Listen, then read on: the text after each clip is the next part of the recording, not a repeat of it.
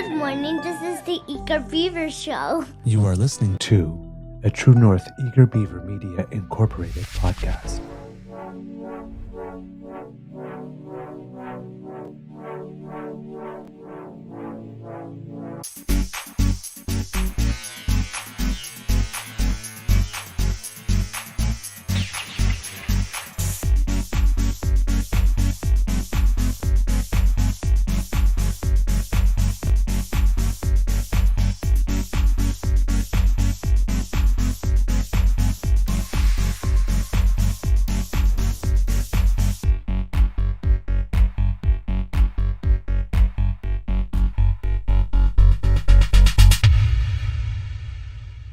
The True North Eager Beaver podcasts are proudly brought to you by our founding sponsors, the Misfit Mysteries from Corvid Moon Publishing, your source for science fiction, fantasy, and cozy mysteries featuring a broad diversity of characters, CanadianTarot.com, your uniquely Canadian online eclectic tarot community, and the Pepper Master, hot pepper sauces made from farm-fresh ingredients to thrill your taste buds and expand your mind.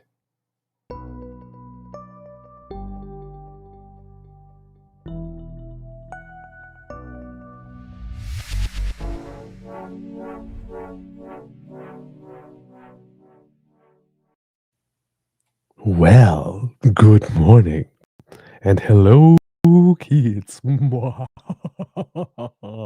welcome to season 5 and episode number 776 of the Daily Beaver Morning Show. Always 100% Canadian. Today, recording day is Friday. Thank God I'm Friday. October 31st, otherwise known as Halloween here at the Beaver Lodge. Oh boy. Uh, kids and cats. I do not know if you're hearing double sound here where I am, but I am all of a sudden. I've just taken care of that, so hopefully now there's just me. uh, I am your special guest host today, Mr. J. Devons, as you can tell. What's that? No, no, no, no, no, no, Kush, Kush, no, no, down, down. Please, stay down. No, have a special guest with us here. Come on. I couldn't do JD Vance without bringing the couch cushion now, could I? uh, it's love. Mm, you look so good today. All right. Here we go. I'm at work. Shh. Later.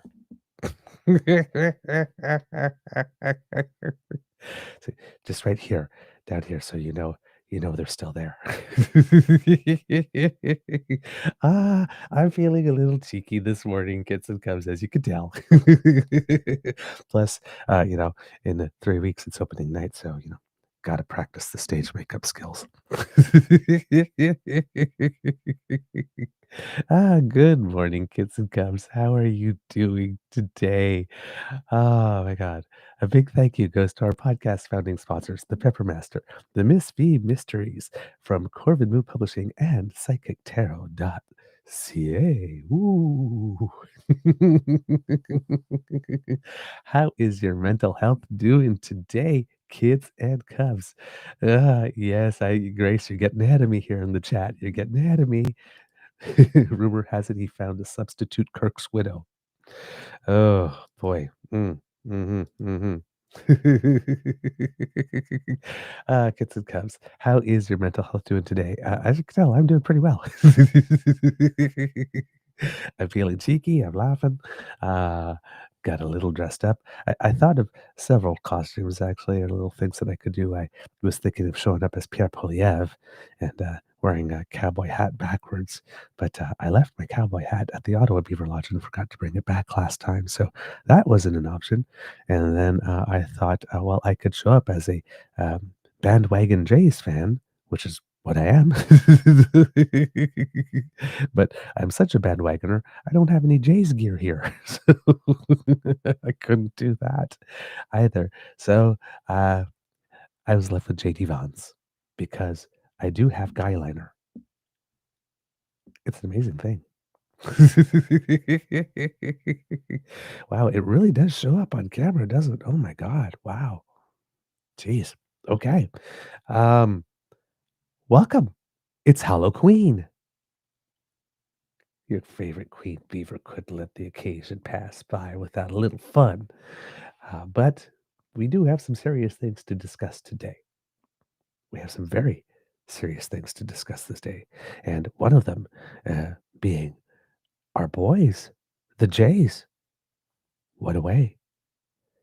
And tonight's the night. Ooh, it's gonna be all right. We hope. Kid Tabby G says, I definitely wear it better. Flattery will get you everywhere with the queen. Flattery will get you everywhere.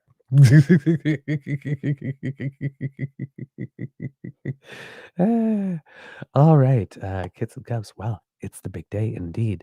8 p.m., I believe. Tonight it is Toronto Blue Jays, Dodgers in what could be the final game of the World Series for this year. Jays have two cracks at it, of course, but still, this could be the day that the Jays win. It's very, very, very exciting. I'm excited. See, I'm so excited that I mixed up excited for exciting. That's how excited I am. There you go. It's going to be quite a match, and the Dodgers are doing everything they can to remain in the series because if I am not mistaken, they are going to put in Yamamoto today.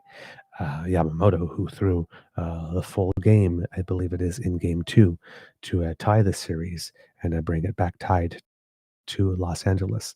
And it will be a Guzman as well for Toronto. Same matchup as in game two. Of course, um, both pitchers have extra motivation, one to remain alive and one to notch the actual win as a pitcher in the World Series winning game. So a lot at stake for the two pitchers here, and uh, surely Yamamoto can't throw a full match, two matches in a row, can he? I mean, it's got to run out sometime, right? We hope. But yes, getting into it, kids and cubs, according to uh, Um, this is Christina Rutherford who's writing. Jeff Hoffman has pounded his chest on the mound. He'd hug catcher Alexander Kirk, and he turned his ball cap around backward after he high-fived each of his teammates while dejected fans filed out of Dodger Stadium. As the Toronto Blue Jays closer stood in front of his stall in the visitors' dugout following his team's 6-1 win on Wednesday night, he thought back to the many competitive teams he played on as a kid and teenager, to the many moments that led up to his third appearance in the World Series on a stage he'd only dreamt of until recently. Quote, to be doing it now at the highest level, it's hard to explain what it feels like, Hoffman said, with a grin. Not long after he punched out two straight Dodgers to put the finishing touches on Toronto's second straight win in this best of seven as it shifts back home. As Hoffman and the rest of the Blue Jays boarded their plane late Wednesday night, they did so a win away from a World Series championship with a 3-2 lead against the defending champion Los Angeles Dodgers, with two chances to close it out on home turf in either Friday's Game 6 or Saturday's Game 7. Quote, it's an amazing feeling knowing we're so close and we're one away from everything, said Blue Jays reliever Eric Lauer, who was spectacular in his last appearance, going 4.2 innings in Game 3's 18-inning marathon. But we keep saying around here, the job's not done. We've still got a lot to go. But first, there will be rest. For this entire Blue Jays team, the off day on Thursday is welcome news, and for Hoffman, Lauer, and the other six guys in the bullpen, it's coming on the heels of a pair of games that also afforded them the chance to recover and be at their best after Monday's unintended doubleheader that saw all 8 relief arms deployed. Quote, everybody is ready to go, Hoffman said. Obviously, Lauer could use a couple of days, and we got him that. Chris Bassett's been huge stepping into that role and eating, not just eating innings, but just absolutely destroying everybody. We're in a good spot. We feel like we're a big part of the team, and we're excited to get in there. For the record, Lauer swears he could have pitched tonight after his lengthy relief performance in Game 3. Quote, I mean, this is the World Series, he said with a broad grin before adding, it was nice to have some rest. That's in pretty large supply, not only thanks to the off day, but because of Shane Bieber's solid outing on Tuesday that saw Mason Fluharty, Bassett, and Lewis Varland combined for 3.2 innings, and Game 5 featured Trey Savage's incredible 7-inning effort. The rookie struck out 12, walked none, and gave up just 3 hits and a single run, with Sir Anthony Dominguez taking care of the 8 and Hoffman shutting it down in the ninth. Izzo has appeared in more postseason games than any pitcher on the Blue Jays roster, 13 of 16 so far, and he'll have an unusual 2 full days of rest before Game 6, though Varland may not need it. Quote, I think I naturally just recover well, he explained early in the series, adding, I don't know what my anatomy has different than the average human being. So that helps too. Physically, we're really good, Bassett said of Toronto's relief arms. I think every bullpen guy is going to be available, and a lot of them are really, really fresh. So it's going to be all hands on deck and just play our game, and let's see if we win one more. Before Game 6 back at the Rogers Center, the plan across the board for players was, as Lauer put it, sleep a lot. He had designs on an early bedtime Thursday night, in part because he had no plan to sleep on the team's overnight flight home. These plane rides are special, so you got to stay awake for them, Lauer said. There were bottles of booze planted in Blue Jay stalls in the visitors' clubhouse, but the right-hander didn't anticipate any celebratory drinks on the flight. Instead, plenty of card games, lots of relaxing music, and hanging out with your brothers, Lauer said. Just adding to the camaraderie of, you know what, we're a family, we're a team. This is what we do. This is how we get to relax together and hang out, and it's just fun. We'll be relaxing. A lot of guys are still feeling that 18-inning game. It's been a crazy 3 days here, added Bassett, who can never sleep on planes as hard as he tries. He watches movies instead. I know the families have had a crazy 3 days here, so I think everyone's happy to get back to Toronto and just take a deep breath and get ready for Game 6, he added. The pitcher who could well have the ball in his hand to end that game is Hoffman, who came out of the bullpen to seal the win Wednesday. He gave up a leadoff single, then forced a pop out and punched out Freddie Freeman and Teoscar Hernandez. Quote, I would have liked to do it without the base hit, but it felt good to get it done, the closer said. If I'm throwing strikes, I'm happy.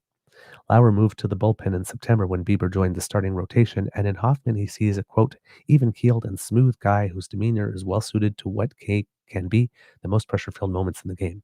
Quote, he doesn't panic. He's never worried, Lauer said. When it's his turn, he knows it's game on, and he turns it on. I just see a guy that has all the trust in himself that he's going to get the job done, Bassett added.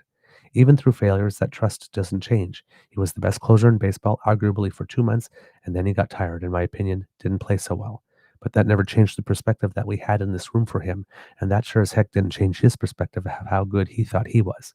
So I just think we got him some much-needed rest at the very end of the season, and then all of a sudden, Jeff Hoffman's back to being Jeff Hoffman. So whenever he's coming into the game, we're pretty damn confident that game's over. Wow. That's a good to say. That's a good feeling to have. Yeah. Only one more game, only one more win will secure Toronto's first World Series championship in 32 years. If you ask Lauer, the team had a feeling the season would come to this point. Quote, guys always talk about when you win a World Series with the team. It's really a brotherhood. You always have a special connection with everybody in that clubhouse, and I feel like this team all year has been all year. Let's try that again. And I feel like this team all year has kind of been that way, he said. So I feel that's why we always kind of knew that we would be in this situation. The closer with the word fearless tattooed across his back has a similar feeling about his own journey back to Toronto. 11 years ago, Hoffman was drafted by the Blue Jays, but it wasn't until April of this year that he was brought back after 9 seasons spent between Colorado, Cincinnati, and Philadelphia.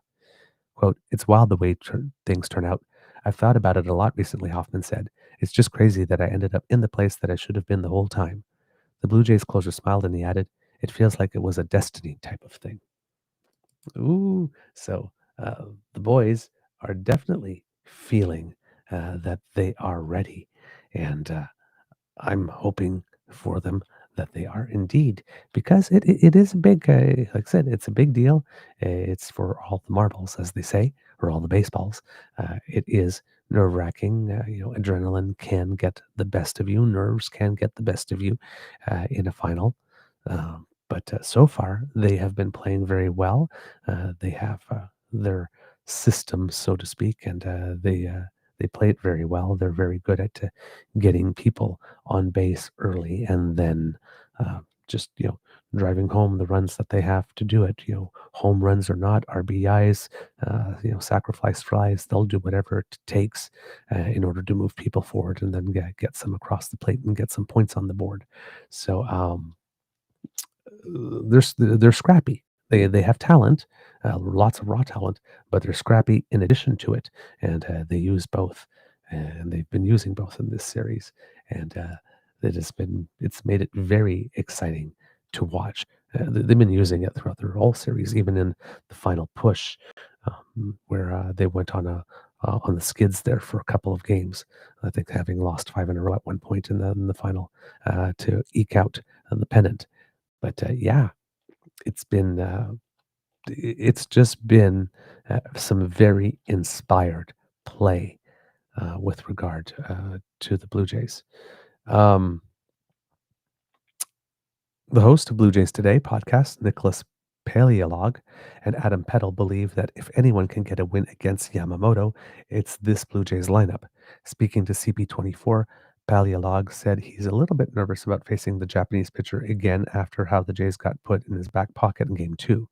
Quote, I'm definitely a little nervous about how their at-bats are going to look against him, he said. I'm very thankful that it's not going to be an elimination game because that's something that we were very worried about. So it does feel like we're playing with a lot of upside because I do expect Yamamoto to be great. But if this lineup is capable of figuring him out like they've been capable of doing with effectively every other pitcher in baseball this year, then there is that possibility of hoisting the commissioner's trophy. So yes, I'm nervous. Yes, I think it's going to be a tall task, but if anyone can get it done, it's this Blue Jays lineup. Sports journalist June Lee says the J squad needs to lock in and figure out how to close things down to defeat the Dodgers in the World Series. He spoke to CP24 and said they will have a tall task ahead of them due to how good Yamamoto is on the mound and the recent experience the Dodgers have in the Fall Classic, having just won it last year. Lee also added that Toronto can't be too careful in thinking the Rogers Center is going to give them an advantage. Quote, as much as it is an advantage to have the Rogers Center behind you, you have that loud dome in an environment like this. It's also pressure on the home team to close things out, he said. This is a young team that hasn't ever been this far before, and that nerve really starts to kind of edge in on you, and it makes you do weird things that you might not do otherwise. Tell me about it. It happens to me on curling all the time. Overall, Lee thinks the Blue Jays are in a position to win the World Series and need to stick to their approach that they've had the entire season. The Blue Jays, I think, have a baseball team that hasn't necessarily relied on the home run in the way that a lot of modern baseball teams have. He said they've been able to build their offense and have one of the best batting averages in all of the sport by taking the ball the other way and hitting singles and doubles and triples, not just swinging out of their shoes on every single pitch, which was exactly what I said earlier. And somebody who knows much more about baseball is saying the same thing. So I guess my assessment was pretty bang on. Yay me, patting myself on the back. They need to make sure that they don't play a different game just because they're this close to taking it all. Former Toronto Blue Jay and the lone Canadian World Series champion with the team, Rob Butler, believes the team will be better prepared to face Yamamoto in Game 6 because they've seen him once already this series. Butler told CP24 it will give the Jays a, quote, feel for the way he pitches despite how, quote, nasty and tough he is on the mound. While Butler acknowledges that it's going to be tough, the, quote, magic potion of the team will aid them in their end goal. Quote, it's going to be tough, but the Blue Jays have this magic potion, he posited. It's like the baseball gods are just sprinkling magic potion all over them, and they're able to overcome even him. So I'm hoping that they keep doing the same things and playing flawless baseball, not making any mistakes, and when things open up, they take advantage of that. Butler added that the Blue Jays' base running has been, quote, incredible, and that if they can continue playing flawless defense and making pitches, then something magical is going to happen because it keeps happening. And that's from Laura Sebin, CTV News Toronto.ca journalist, as reported in CP24. So I am excited. I hope you are too. I will definitely be watching between answering the door and handing out candy this evening. But yeah, very, very exciting. And definitely puts a beaver in a good mood to have an opportunity for Canada to be doing some very good things. There also is a little bit of news from the World Series in terms of things that have been happening with the national anthem, it seems. There were a couple of changes to our national anthem along the way on a couple of nights. I believe on the night of Game 3. Uh, I do not know why the thing will not appear all of a sudden, but I will try again. On the night of Game 3, I think Grammy Award, uh, not sure if he won Grammys. I would assume yes. J.D. Sachs was singing the national anthem, and well, the words got changed just a little bit there. Trying to, I've lost my spot in the article where I was. Um, and then Rufus Wainwright, Canadian Rufus Wainwright, got to sing it in Game 5. And he also made a change to OK Canada. I'm not sure if JD Sachs's would have been intentional or if he just made a mistake. Grammy nominated singer, not necessarily Grammy winning. Because I actually don't know if JD Sachs is Canadian or not. So if he's not, it could have just been an error that happens. Because sometimes if it's not your national anthem, you know, you make a mistake. But he sang, it seems here, mostly criticism from fans took issue with Sachs' decision to modify the national anthem's lyrics. Instead of singing Our Home and Native Land, he sang Our Home on Native Land. It's something that Julie Black did as well, Canadian R&B goddess Julie Black, I might add, when she sang the national anthem ahead of the NBA All-Star Game in Salt Lake City in 2023 to draw attention to colonialism in Canada and the ways in which Indigenous people have been mistreated across the country as a result. So yeah, interesting that JD Sachs did that. Again, not sure if it is intentional. You have a lot of people reacting here saying the Canadian national anthem is not yours to change however you please. Very disappointing. Well, I mean, disappointing for you, maybe, because maybe you don't want people bringing attention to the fact that we haven't treated Indigenous people well here. But hey, people do these kinds of things. I just said do again. I'm trying not to say do.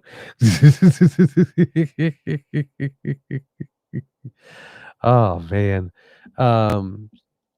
Yeah. So I don't know if he is Canadian. I'll have to look that up. On Tuesday, Deborah Cox performed the Canadian national anthem. Again, another R&B goddess. I know that Mr. Grizzly particularly likes Deborah Cox. I'm a huge fan of her, and she's. And then we had Rufus Wainwright. Why can I not say his name the correct way? Rufus Wainwright. Thank you very much. Sang the O Canada and gave it a bit of twist by saying that only us command instead of in all of us command. And in an article from CBC, the Canadian Press, as published in CBC, it's mentioned that that lyric change echoed fellow Canadian Chantal Kreviatzik's protest performance at the Four Nations face-off hockey final in Boston on February 20th. She made the same tweak as a rebuke to Donald Trump's 51st state comments about Canada. Wainwright's adjustment isn't the only, lyric change at the World Series this week. On October 27th for Game 3, Grammy-nominated singer J.B. Sachs sang the line, Our Home on Native Land, as we mentioned earlier there. And it seems that Deborah Cox did not make any changes to the "O Canada" when she sang it. So yeah, just you know, um, listen. I understand how for many people the national anthem is indeed sacred, and you don't change the words under any circumstance whatsoever. And I just did a look here. JP Sachs is indeed, I think I said JD Sachs instead of JP Sachs. I think I got JD Vance on my mind here, but it's JP, Jonathan Percy Sachs. And is definitely a Canadian singer. So there you go. Um, I understand for many people the national anthem, like I said, is sacred, and you don't change the words under any circumstance. Uh, Particularly, if you have served the country in many ways. So I'm not going to begrudge anybody that. But artists are artists, and all art, whether you want it to be or not, is somehow political. And we are going through some moments right now. So, yeah, it's not necessarily, one should not necessarily be surprised or shocked that if one can use the national anthem to make a political statement now and then, that some people will. Freedom of expression, right? So we all don't all have to like it, but deciding to tear strips off people because they have chosen uh, a moment to make a point, and these are not bad points being made. So you know, I get, not for everybody's taste. I personally have no problem with it whatsoever. But everybody's relationship to the anthem is different, and I definitely understand that. But like I said, a little bit of extra brouhaha over the past couple of days with the national anthem. Don't know who's been tapped yet to sing it for Game 6. Don't know if there will be anything done in that case. I have to say, I do like the "Only Us" command in this particular context, given that somebody seems very desperate to take over the reins here. And you know, hands off our country. Hands off our country. It's not yours. All right. Yes, Kitland M. Heaven forbid we adapt to include people other than white men. Yeah, indeed. Right. And then other things. I think "we keep our land" would be better in place of "God." That is something that I've heard often. A lot of people would like to remove the concept of God specifically from the national anthem, especially since we're more of a pluralist nation than we were back in the days when the anthem was written. Um, Get played with 3D. The national anthem has been changed so much that I don't even know the current iteration. Could I tease 007? I still sing in All Thy Sons Command. Uh, every now and then I slip too. It's not intentional. You just go back to what you've always done. It's, oh, yeah, it's in All of Us Command. That's always happened to me. Kitland M goes, personally, I always sing Our Home on Native Land. Indeed. But Miss Shadika brings us back to the more important stuff. But more importantly, happy Blue Jays countrywide watch party day. Yeah. And that is the plan, kids and cubs. So as I get ready for that later today, we've got some news, kids and cubs, because stuff has been happening over the past little while.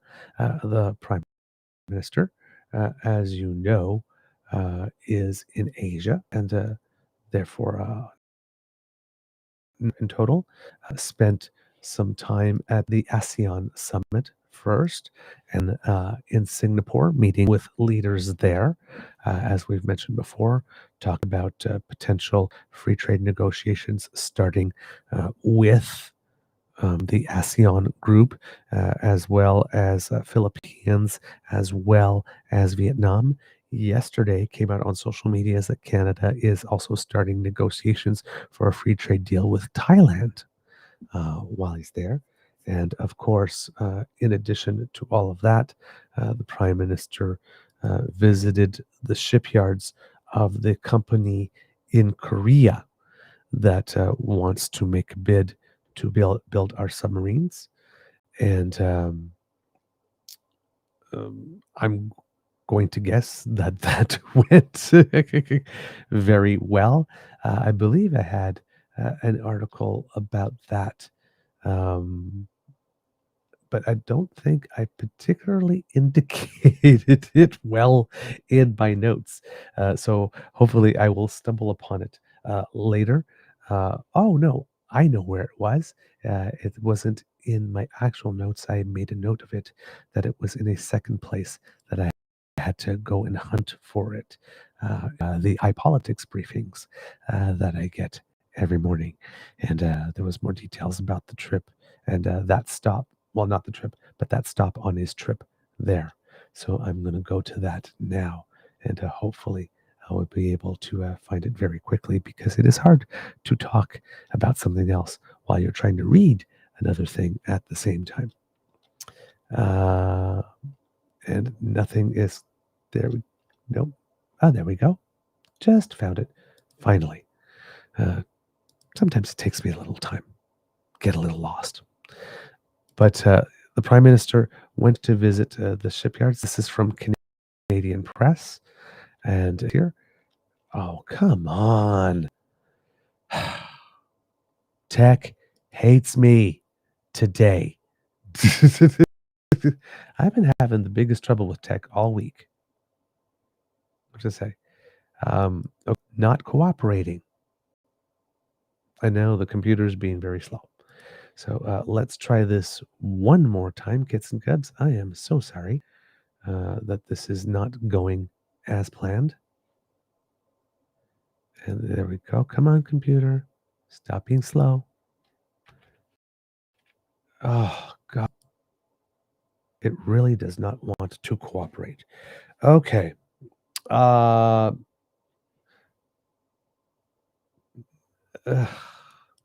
it's so hard not to get frustrated. I plan the show, I line everything up, and then I get to it. Things don't work as planned, which makes me look incredibly unprofessional. Um, yep. I'm sorry, kits and cubs. All of this worked pre-show when I lined stuff up. Okay, I will try one more time to see if I can get this article for you so that I can try to tell you about what it was like when the Prime Minister went to visit the shipyards for the subs.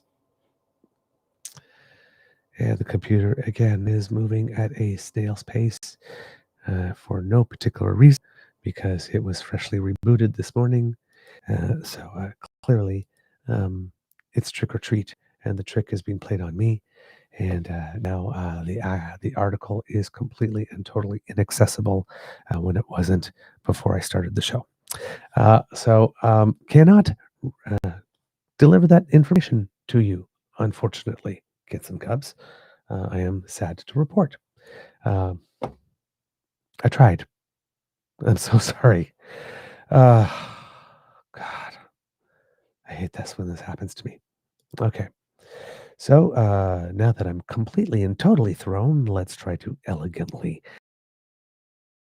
to the show and skip to the next part, given that the universe does not want me to share this information with you. So today, Sir did go and visit the shipyards, of course. South Korea was the first out of the blocks to want to propose a bid to us to plan those submarines. And we are entertaining, I think we were entertaining 5 bids at first, and we announced, I believe in September, that we had narrowed it down to 2, the South Korea bid and the bid from Germany that also has some participation from Norway in it. So the prime minister is there, and there is more going on with regard to the prime minister being there. He's trying to negotiate and open more doors with regard to trade. But the big thing for the Prime Minister today is that he will be meeting with Chairman Xi, the chairman of China. Sounds like I'm stretching again. It is, because I am trying to get the next article out, but this computer just painfully slow today and cooperating with me in the least. Uh, I'm so sorry, kids and cubs. I'm trying my best here, and nothing is working for me.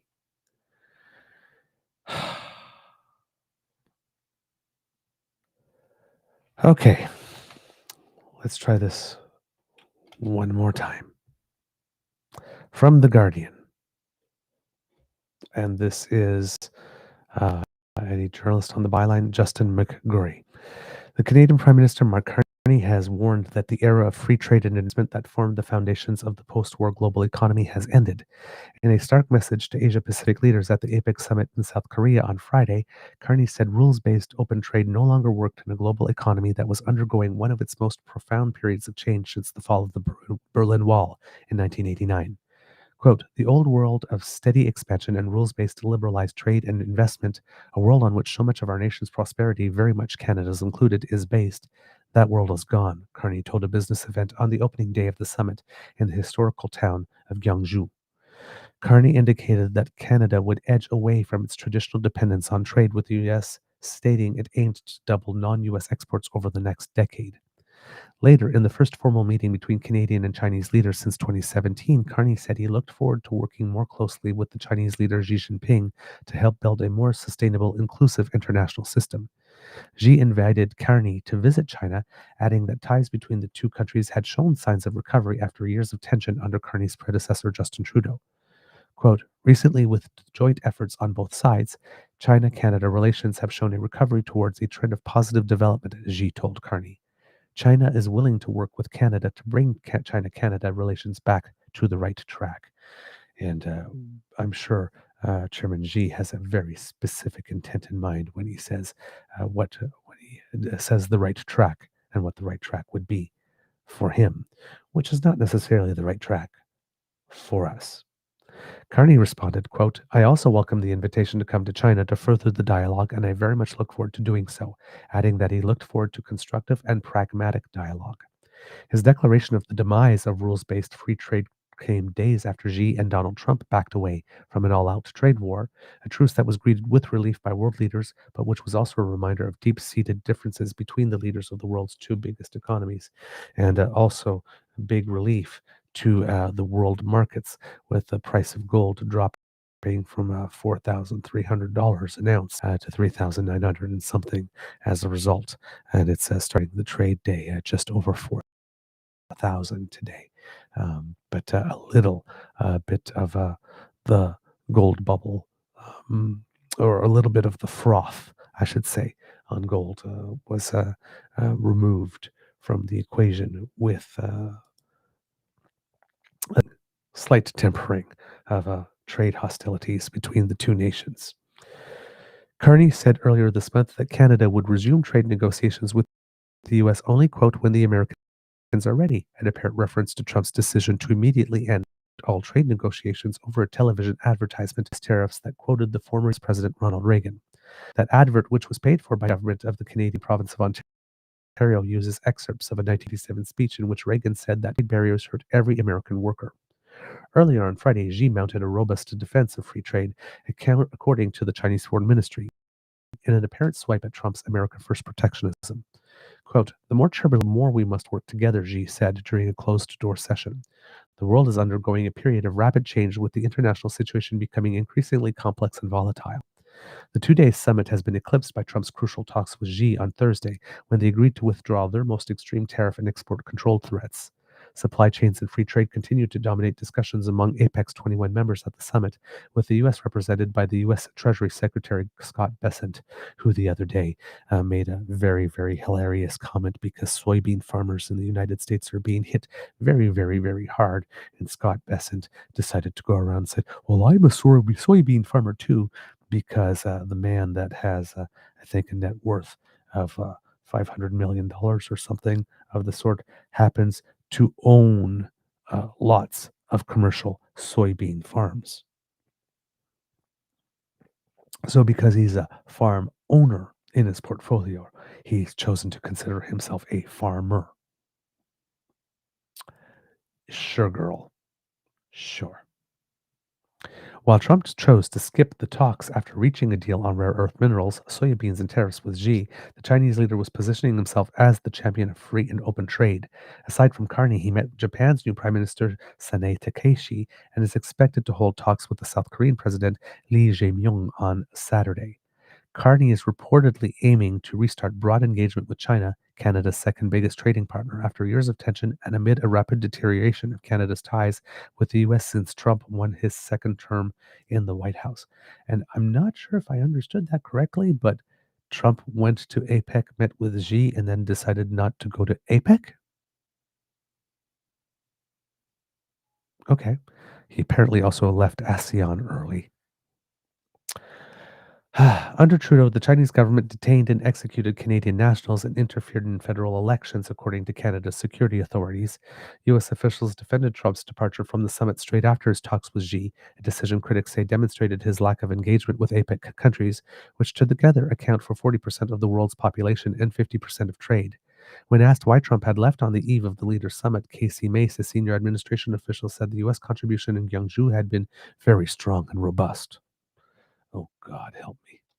Washington's engagement in the region was in evidence in Malaysia, where the U.S. Defense Secretary Pete Hegseth met his counterparts from China and India on Friday at the start of an ASEAN defense summit.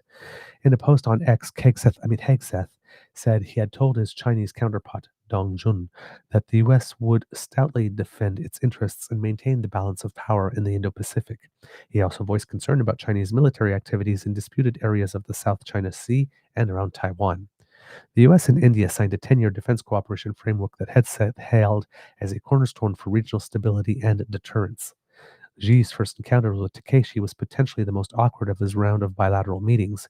Japan's first female prime minister is hawkish on China's military buildup in the region and has targeted wealthy Chinese people in calling for a crackdown on foreigners who buy up property and others' assets in Japan. She's also a little bit of a history revisionist, particularly with regard to the history of Japan as it uh, pertains to China. Let's put it that way. Takeshi and Xi said they wanted to build a, quote, strategic and mutually beneficial relationship despite long-standing differences over historical and territorial issues.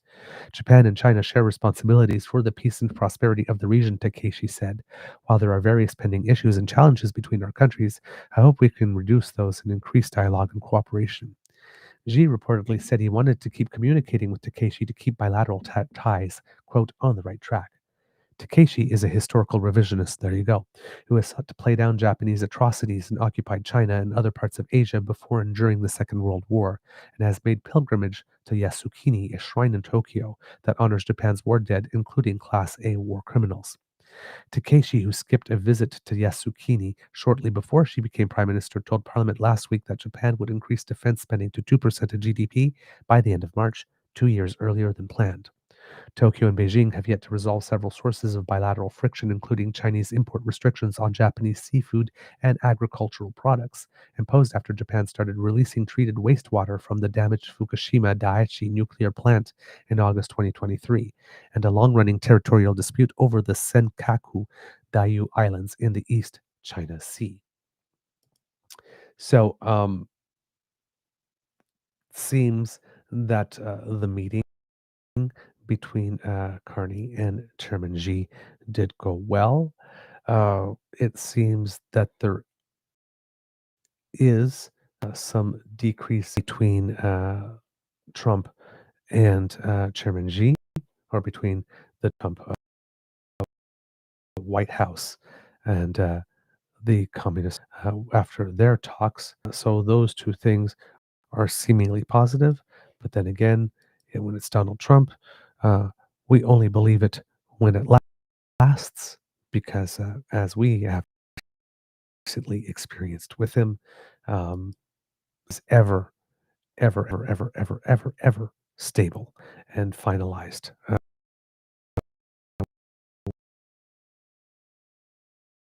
with him. And get to the next subject again, the next article, kids and guns, unfortunately, and I think it's like this for the whole show, because uh, it's been like that so far, unfortunately. Uh, what do you mean the site can't be reached? Oh, God. Okay, let's try this again. Come on, computer. Sometime this millennium. I have no idea what's going on today. Nothing is working as intended. All right, there we go. From CTV News, this time, uh, I guess, pre-meeting article to give the lay of the land here. And it's stating what's at stake for Friday's meeting between Carney and China's Xi. And even though I have already asked 4 times for the page to come up, it will not. And so we wait because I have nothing left with which to stretch. I have, come on. I have no idea.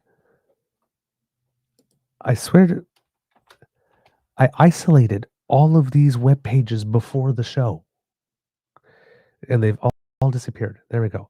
By Stephanie Ha and Trin. In what will be a high stakes meeting on Friday, Prime Minister Mark Carney and Chinese President Xi Jinping will sit down across from each other, calibrate a between their countries at a time when the United States has pushed Canada to the sidelines in trade negotiations. The meeting will take place on the margins of the summit of the Asia Pacific Economic Cooperation in Gyeongju, South Korea. According to a senior government official, it will be the first time Canada and China have had substantive discussions between their top leaders in 7 years. Quote, "We will explore what we can build on," Carney said earlier this week to reporters traveling with him to Asia. "This is our second largest partner. This is the second economy in the world." Carney tamped down expectations that there would be some type of agreement signed between the two countries comes to lifting Canadian tariffs on Chinese electric vehicles. Carney said the relationship needs to deepen first. There's no preset offer issue. This is the difference between relationships and transaction, he said on Monday. Canada is currently undergoing a review of its decision to levy 100% tariffs on Chinese-made EVs under previous Prime Minister Justin Trudeau. The policy, which was made in concert with the U.S., angered Beijing, which retaliated with a 100% tariff on Canadian canola oil, meal, and 75.8% tariff on canola seed. China has also imposed a 25% levy on some seafood products. In an exclusive interview with CTV's Question Period, China's ambassador to Canada, Wang Di, has said China will lift canola tariffs if Canada drops its EV tariffs. Last year, the canola industry generated more than $43 billion in economic activity and employed more than 200,000 people, according to the Canola Council of Canada. While Trump's tariffs are putting the squeeze on manufacturing jobs primarily in Ontario and Quebec, Xi's retaliatory duties are punishing farmers in the West, with Saskatchewan Premier Scott Moe and Manitoba Premier Wab Kinew calling for the federal government to drop its levies. Conservative leader Pierre Poilievre has said he opposes lifting the tariffs on Chinese EVs, though he is calling for Carney to do more to support farmers and get China to drop its levies on canola, which is absolutely silly from Pierre Poilievre, because the only way that levies on canola are going to be dropped is if we drop tariffs on EVs, which is the thing you don't want to do. So how do you get the second most powerful nation in the world to do something you want it to do when you're not as powerful and you don't have the leverage? If you don't want to do the one thing the other nation says you need to do to get the action you want. This is so typical of conservatives. They are told repeatedly, like, for example, when they were trying to build that pipeline to Tidewater, you have a goal. You are going about it. in a way that is not conducive to achieving that goal. If you would like to achieve the goal, here's the roadmap you need to follow. Damn, no, we're not going to follow that roadmap. We don't have any lessons to learn from all of you. We're going to do it our way.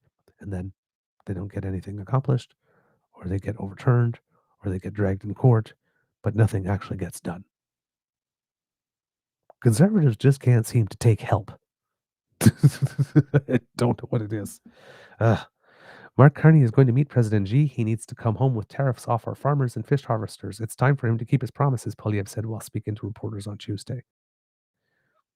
So, is saying that he would adopt an approach and a policy that is even less likely than Mark Carney's to get what it is Pierre says he wants, and then claims that with just one discussion with Chairman Xi, when China is known to like to drag things out and do process and protocol and all that kind of stuff.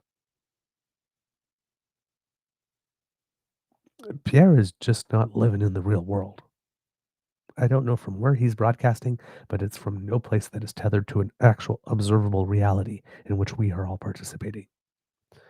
But some analysts worry that Canada could fall into a trap that pits farmers against auto workers. Quote, it has to be a strategic decision that takes into account our long-term ambitions in terms of our economy and our industrial strategy, said Veena Najibullah, vice president of the Asia Pacific Foundation. Najibullah says U.S. negotiations on auto need to take precedence. Quote, the future of our auto sector has to be decided here in Canada and in conversation with the U.S. And then after that, we have to see what we can do with China on EVs, Najibullah said. It shouldn't just be a decision that we make because we're under pressure from China. According to Statistics Canada, total trade between the two countries in 2024 was $118.7 billion. And of that number, roughly $30 billion were Canadian exports. Carney's meeting with Xi is happening one day after the Chinese leader sat down with U.S. President Donald Trump on the margins of APEC. Trump said that China had agreed to postpone its strict control on supplying rare earth minerals, while the U.S. would reduce tariffs on Chinese goods by about 10%. But Beijing did not confirm the developments. Former Canadian ambassador to China, Guy Saint-Jacques, said the Prime Minister faces a, quote, urgency to reset the relationship with China because, quote, Canada is far from reaching agreement with the United States. In fact, the situation has become more complicated. Last Thursday, Trump abruptly ended trade negotiations with Canada over an anti-tariff ad commissioned by the Ontario government that used the voice of former Republican President Ronald Reagan. While the U.S. has become an unreliable ally, St. Jacques says Carney must be clear-eyed on China's past record of hostilities. Quote, we are dealing with a country that has a very clear plan to dominate the world with its products. It will not hesitate to spy on you, to steal your technology, and until recently was very active in terms of interfering in Canada.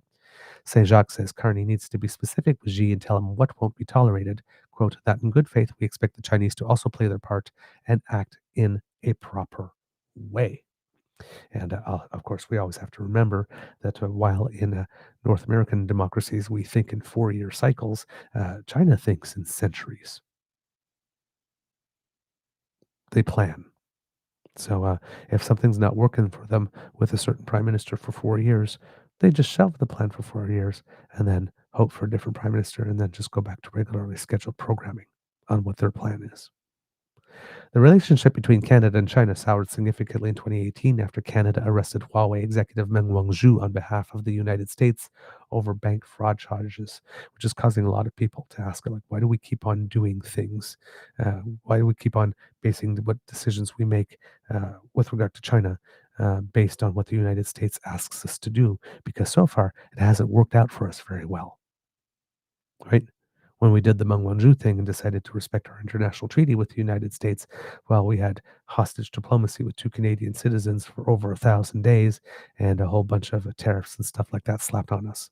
Then when the United States asked us to join them on the 100% tariff on EV mandates, well, then we had a whole bunch of other tariffs slapped on us that the United States is not helping us with in any way, shape, or form with any of the hits that we're taking as a result of us helping them.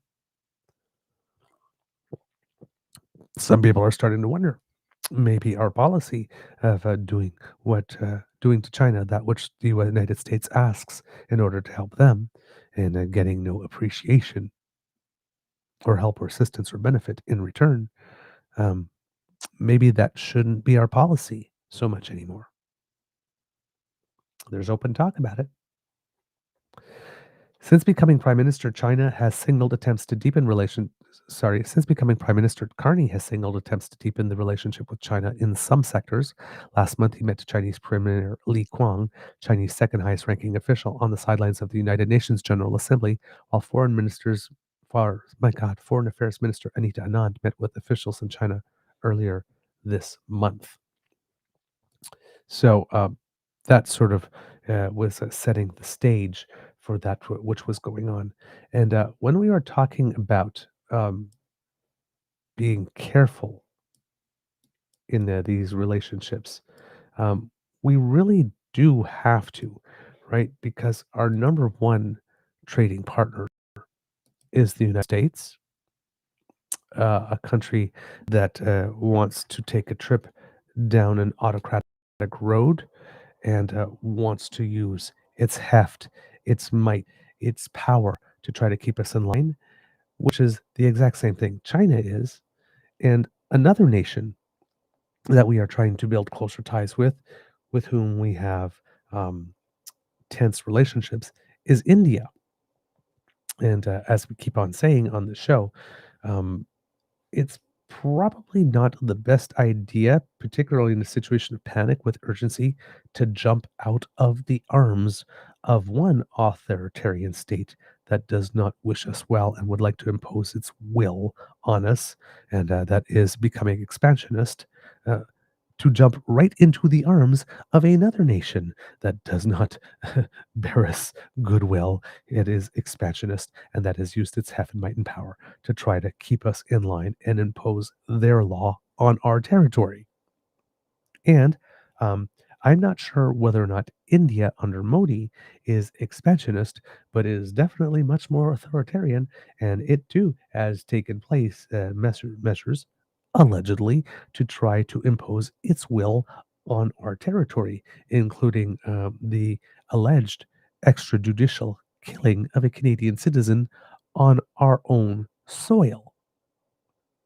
And yesterday, India showed that it could play the tariff game and slap us around a little bit.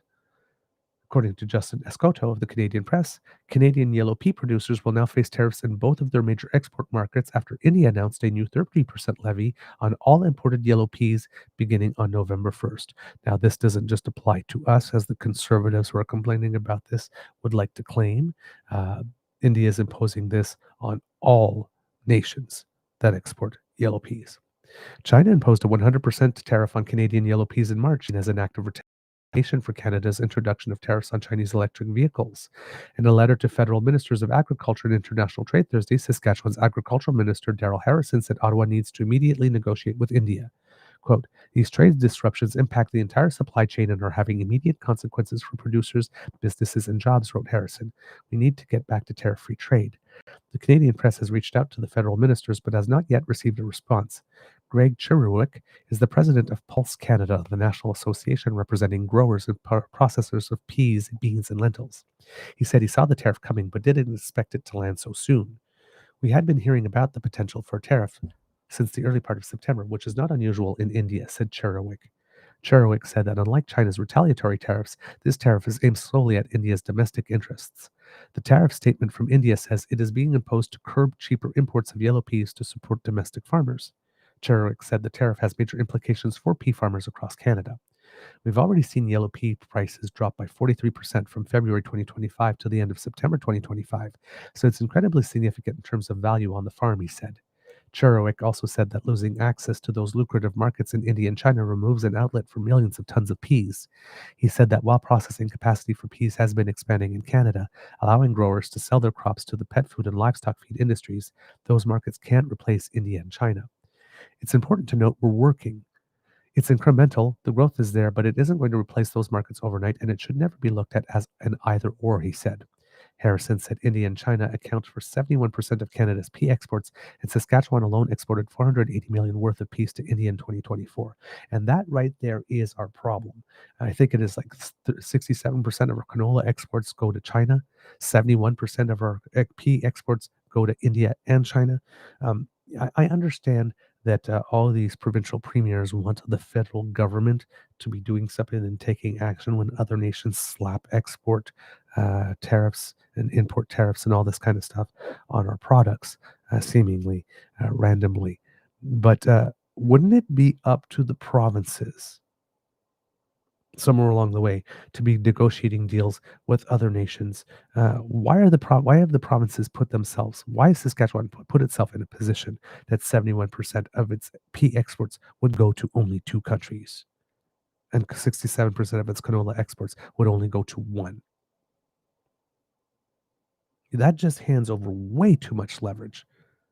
Hopefully, these free trade deals are that we will eventually strike with the ASEAN nations, with Indian, that we've stricken with Indonesia, that we are striking, that we are going to engage in with the Philippines and Thailand and Vietnam, will create additional markets for peas and various pulses and canola and stuff of the like, and to reduce our dependency on those two big markets because, yeah, they can, whenever they need to want us to dance to their tune, all they have to do is slap a tariff. This- you know, we've had the CPTPP deal for a certain number of years now, that the government of Saskatchewan did not take advantage of any of that time since we've established it to diversify trade markets beyond India and China for canola and peas, um, is inexcusable. It's inexcusable. It's lazy.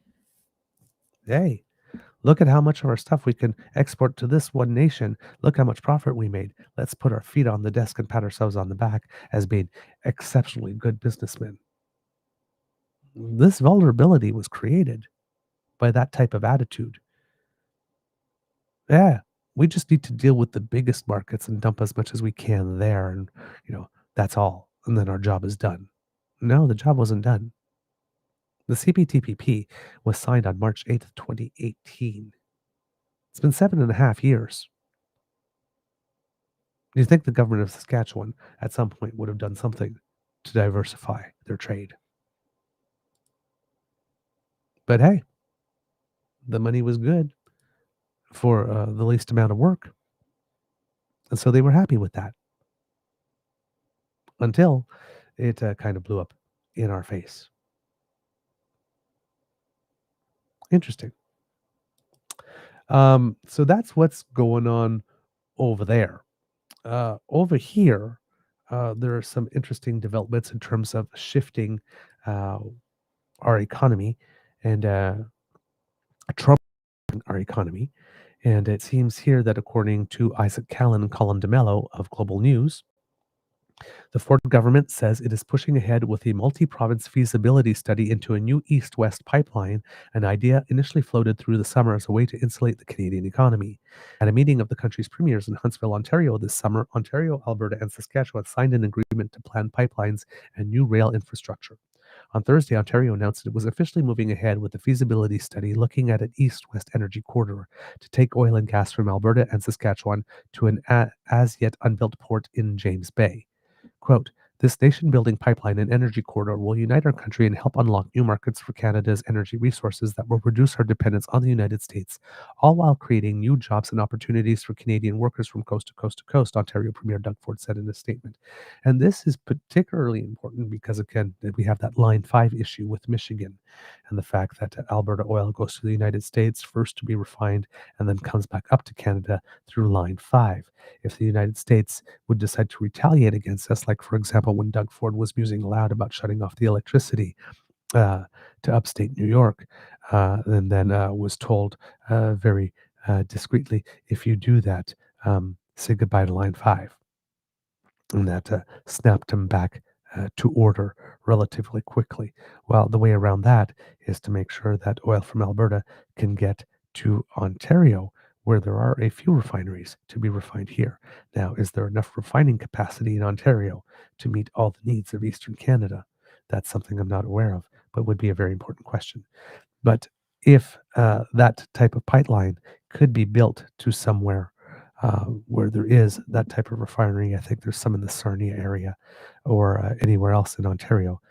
That might be a good idea for us in order to protect ourselves and remove that point of leverage from the United States. Another point here I want to mention, and this is as it relates to Pierre Poilievre's unrealistic expectations about how quickly things can be done. Um, this is an all can in Canada initiative, right? The premiers of Ontario, Alberta, and Saskatchewan signed the agreement to plan pipelines and new rail infrastructure this summer. We are now in October, and they are at a feasibility study stage. And that's within Canada with like minded people all in the same nation. And Pierre believes that Mark Carney, after 2, 3, 4 years, or how many years tensions with China, can just go and in his first meeting with China, come back with a deal that removes the tariffs on canola without making any concession on EVs.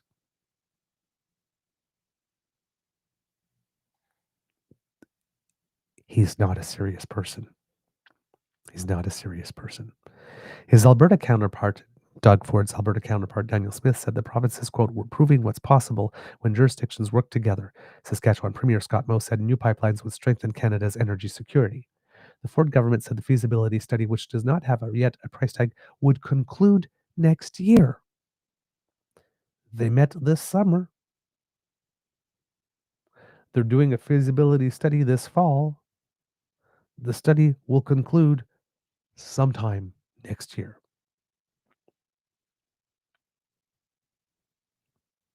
Compare and contrast with the timelines that Pierre is trying to gaslight us into believing are reasonable for deals in international trade, even less internal trade.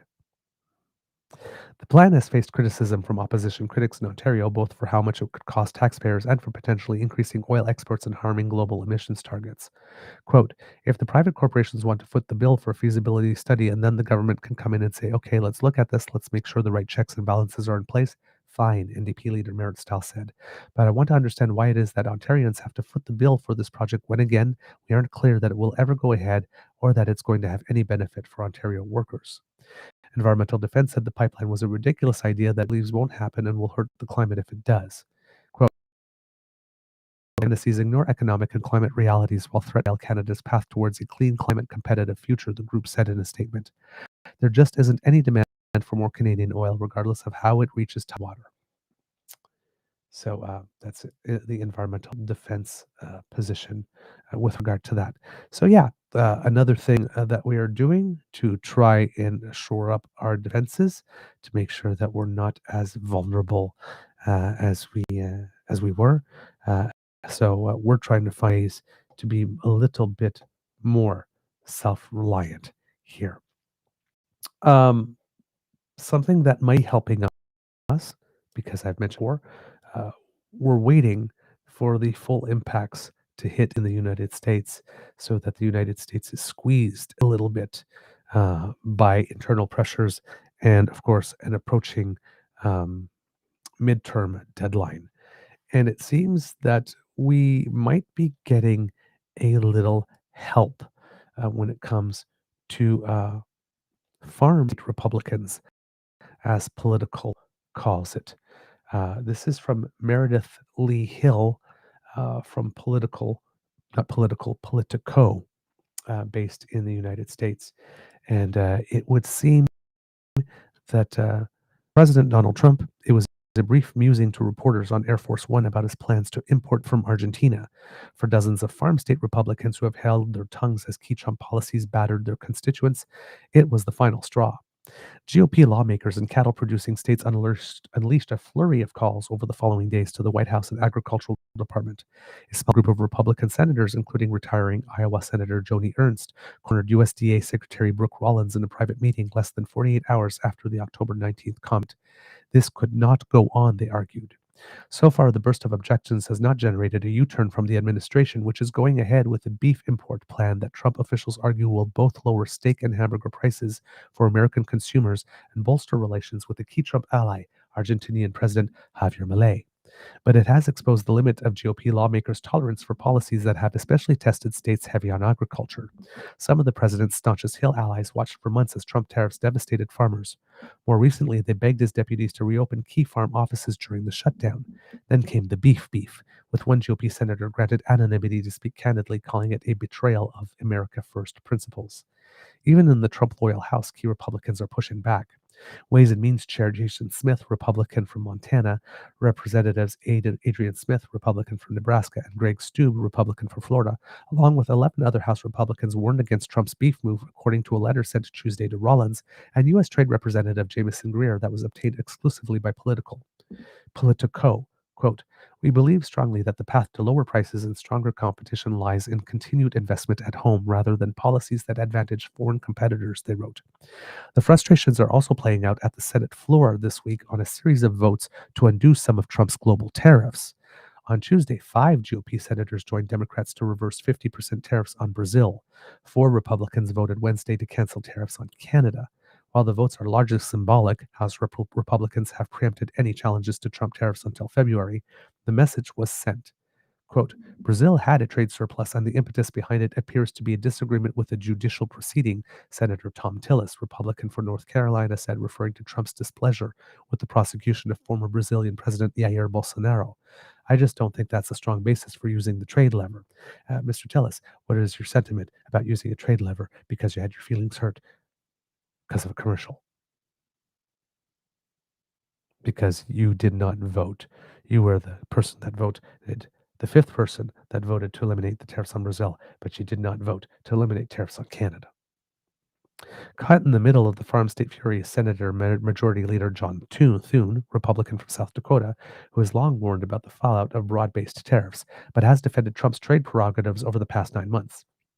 Trump's trade wars during his first term and this year have wreaked havoc in Thune's home state of South Dakota, where agricultural exports are a major economic driver.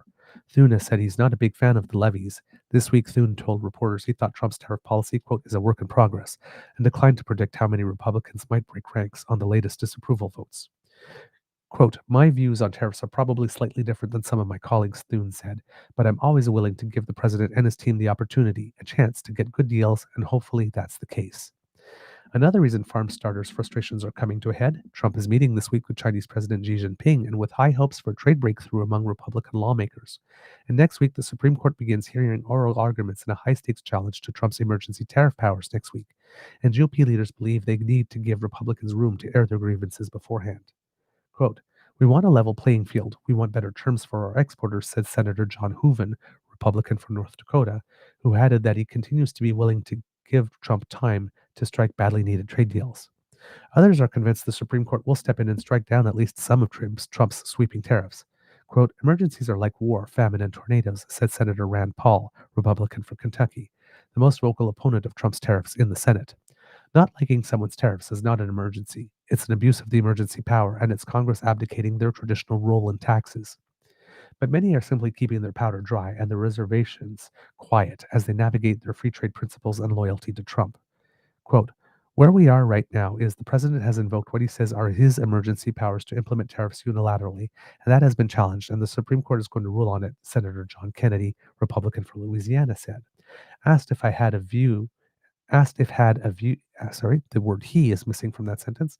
Asked if he had a view of how sweeping the current tariffs should be, Kennedy replied, I don't have anything for you on that. Amid the Argentinian beef uproar, Trump has at times shown little sympathy for ranchers and other agricultural producers. Quote, the cattle ranchers, who I love, don't understand that the only reason they are doing so well for the first time in decades is because I put tariffs on cattle coming into the United States, including a 50% tariff on Brazil. He wrote in a Truth Social post last week, adding that they, quote, have to get their prices down because the consumer is a very big factor in my thinking also. That comment and Trump officials' confirmation that he was seeking to import 4 times the normal amount of beef from Argentina set off a new wave of furor on Capitol Hill. And with Trump jetting off for a week of high-profile meetings with Asian leaders, it fell to Vice President J.D. Vance to absorb the frustration inside a closed-door lunch on Capitol Hill on Tuesday. My work is never done. There was almost universal concern, said one GOP senator granted anonymity to describe the private meeting, describing the room as senator after senator pressing Vance. Senator Cindy Hyde Smith, Republican from Mississippi, a Trump ally whose family raised cattle, pushed back forcefully. She rattled off a list of facts inside the GOP lunch that essentially argued the Trump administration was blaming the wrong party for high beef prices, pointing out that wholesale cattle prices for ranchers are down while processed beef prices are up. She suggested the country's large and often politically powerful meatpacking companies are the reason, a sector that has been subject to a long running and bitter internal GOP fight on Capitol Hill. Ranchers, Hyde-Smith told Vance, are not the problem. Ooh. So yes, there have been a series of votes uh, in the United States, all of them, unfortunately, non-binding with regard to Trump's tariffs on the United States, and I believe Senator Susan Collins, the four Republican senators, Senator Susan Collins from Maine, Lisa Murkowski from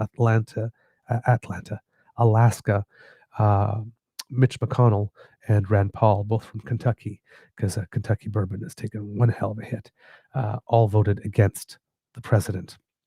But unfortunately, like we mentioned, there have been three votes so far um, to block these tariffs, and all of them, for some reason, non-binding. I guess it's a procedural thing that they did in the United States somewhere along. But this, according to Mortimer of CNN, the Senate on Thursday passed a resolution aimed at ending President Donald Trump's global tariffs introduced last spring, with four Senate Republicans joining Democrats to object to the president's trade policy. For a third time in as many days, Senators Rand Paul, Lisa Murkowski, Susan Collins, and Mitch McConnell, the former GOP leader, crossed the aisle to advance the measure in a 51-47 vote. All four voted for separate resolutions earlier in the week targeting Trump tariffs on Canada and Brazil. Resolutions seek to end the tariffs by terminating emergency declarations from the president. Ultimately, the week's tariffs votes amount to symbolic rebukes of the president's trade policy, as they aren't expected to be taken up by the House. Earlier this year, House Republicans moved to block members from being able to force a vote in the near future on the president's tariffs. Paul was a co-sponsor of the resolution, and McConnell pledged that he would vote for all three of the resolutions. Quote, tariffs make both building and buying in America more expensive. The economic harms of trade wars are not the exception to history, but the rule, he said in a statement on Tuesday. Senator Tim Kaine, one of the sponsors of this resolution, as well as the other two that passed earlier this week, said earlier in the week that the president's use of the International Emergency Economic Powers Act was not appropriate. Quote, I'm against tariffs generally, unless they're used very specifically, but I'm also against letting presidents just invent a reason to use emergency powers to do all kinds of things without coming to Congress, he told reporters. Tuesday, comparing congressional oversight of the executive to a muscle that has to be exercised regularly. The Virginia Democrat has acknowledged the House will not take up his resolution and that they don't have a veto-proof majority backing the measure in the Senate, but he has insisted that adopting anti-tariff resolutions will still send a strong message to the president.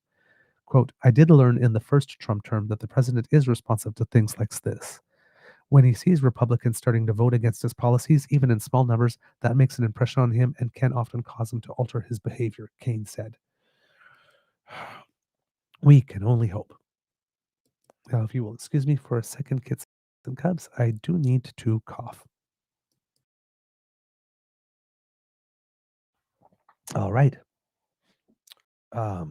Okay. Moving on to the next bit of news that I picked up for you along the way uh, about how it is that all this trade stuff is happening and how we are defending ourselves. We talked about Ambassador Fuckface yesterday, Mr. Pete Hoekstra, and there was one of Canada's um, best opinion columnists, in my estimation at the moment, has been writing a lot of good stuff since this whole shenanigans with the United States have started.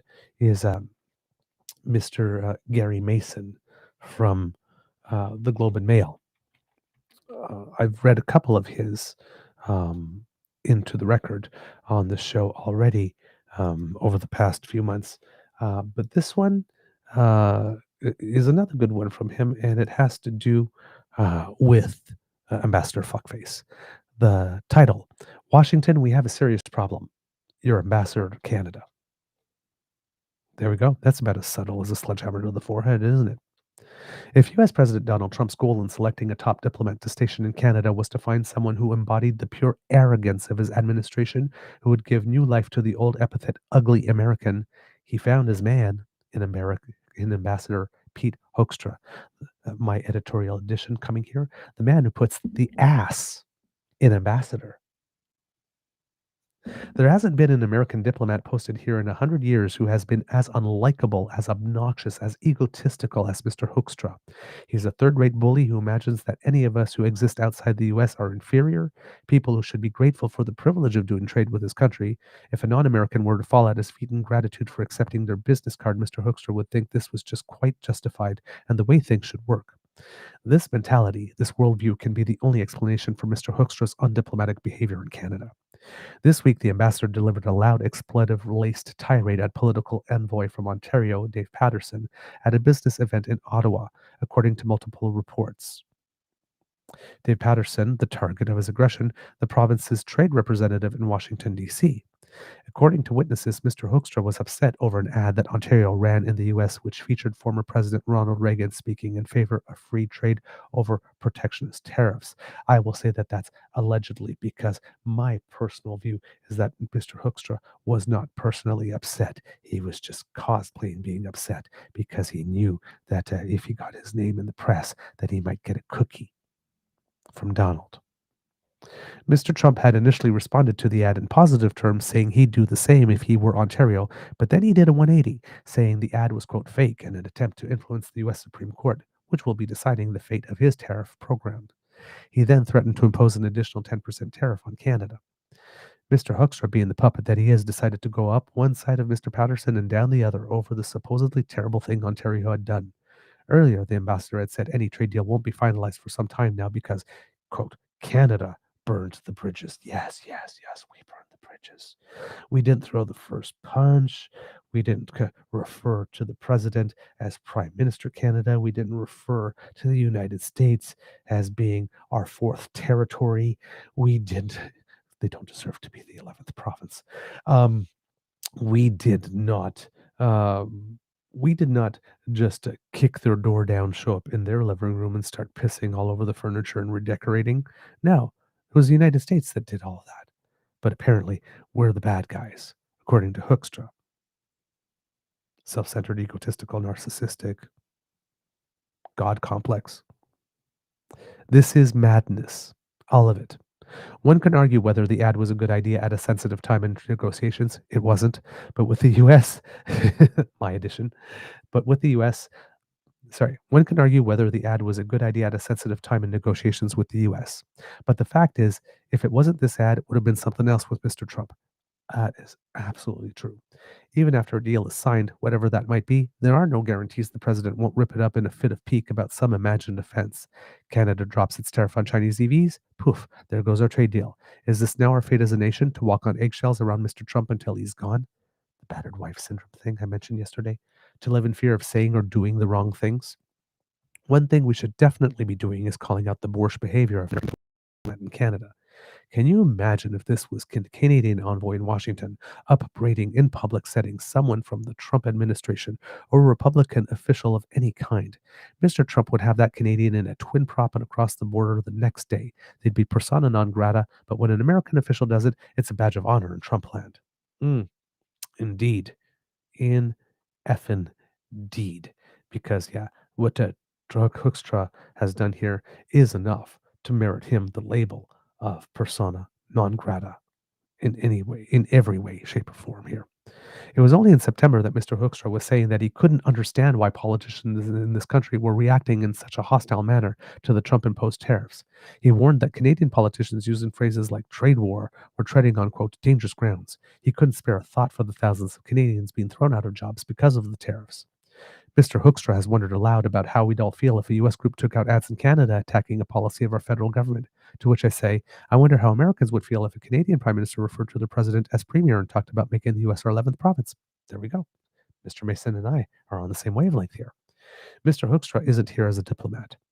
He's not here to nurture a relationship that's been as good as any two countries in the world have enjoyed in the last century. He doesn't care about that. He is here to lecture, berate, and tell us how great America is and how much the lesser the rest of us are. Ontario Premier Doug Ford has urged Mr. Hoekstra to pick up the phone and apologize to Mr. Patterson. Even if he were inclined to, I'm sure he'd worry about what his boss would think. In Trumpland, he don't apologize for anything. Pete Hoekstra is an embarrassment as America's representative in Canada, and the sooner he's gone, the better. Mr. Mason, we agree 100% with every damn word in that editorial. Wow. Yeah, this guy, not at all fit for purpose in any way, shape, or form here. There was another interesting editorial, Kids and Cubs, also in the Globe and Mail, but this one, a slightly different angle, not about the ambassador, but with regard to the way that Trump is negotiating.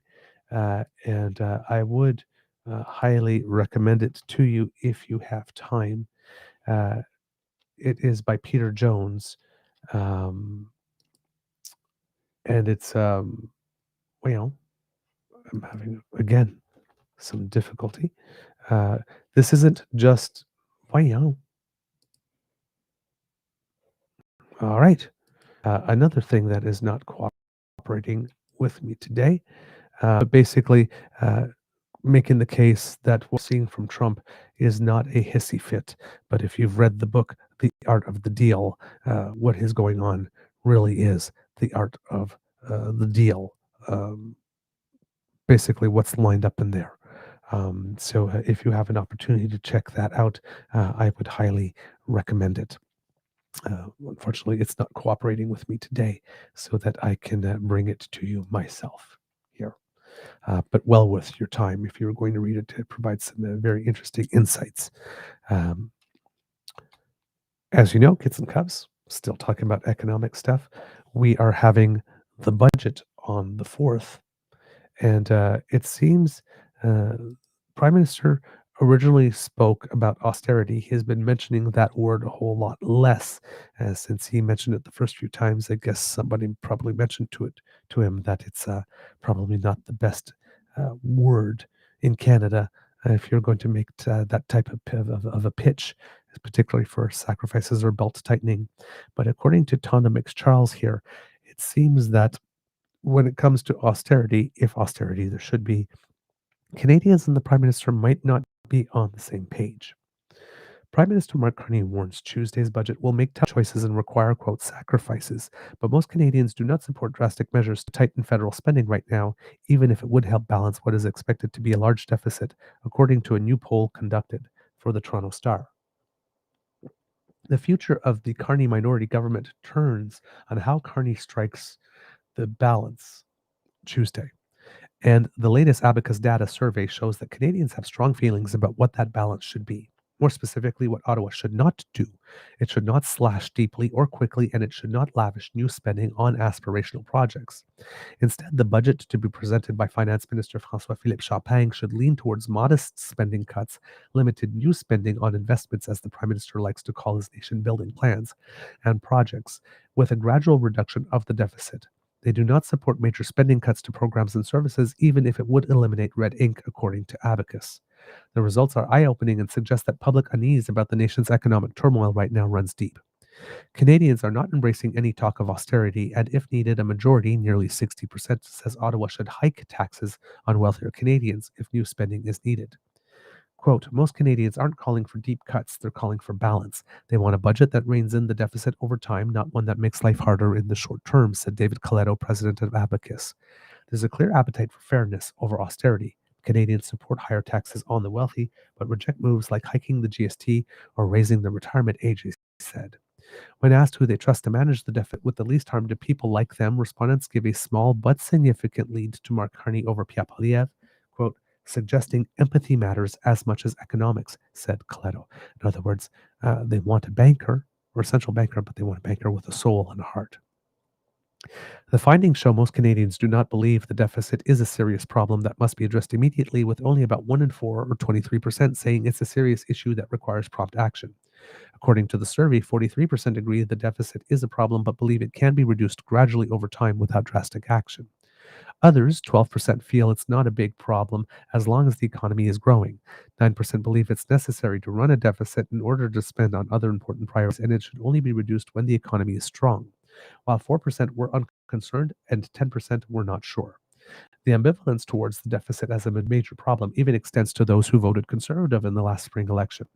Only 32% of them want immediate action on the deficit, while 39% of Conservative supporters said it can be reduced gradually over time without drastic action.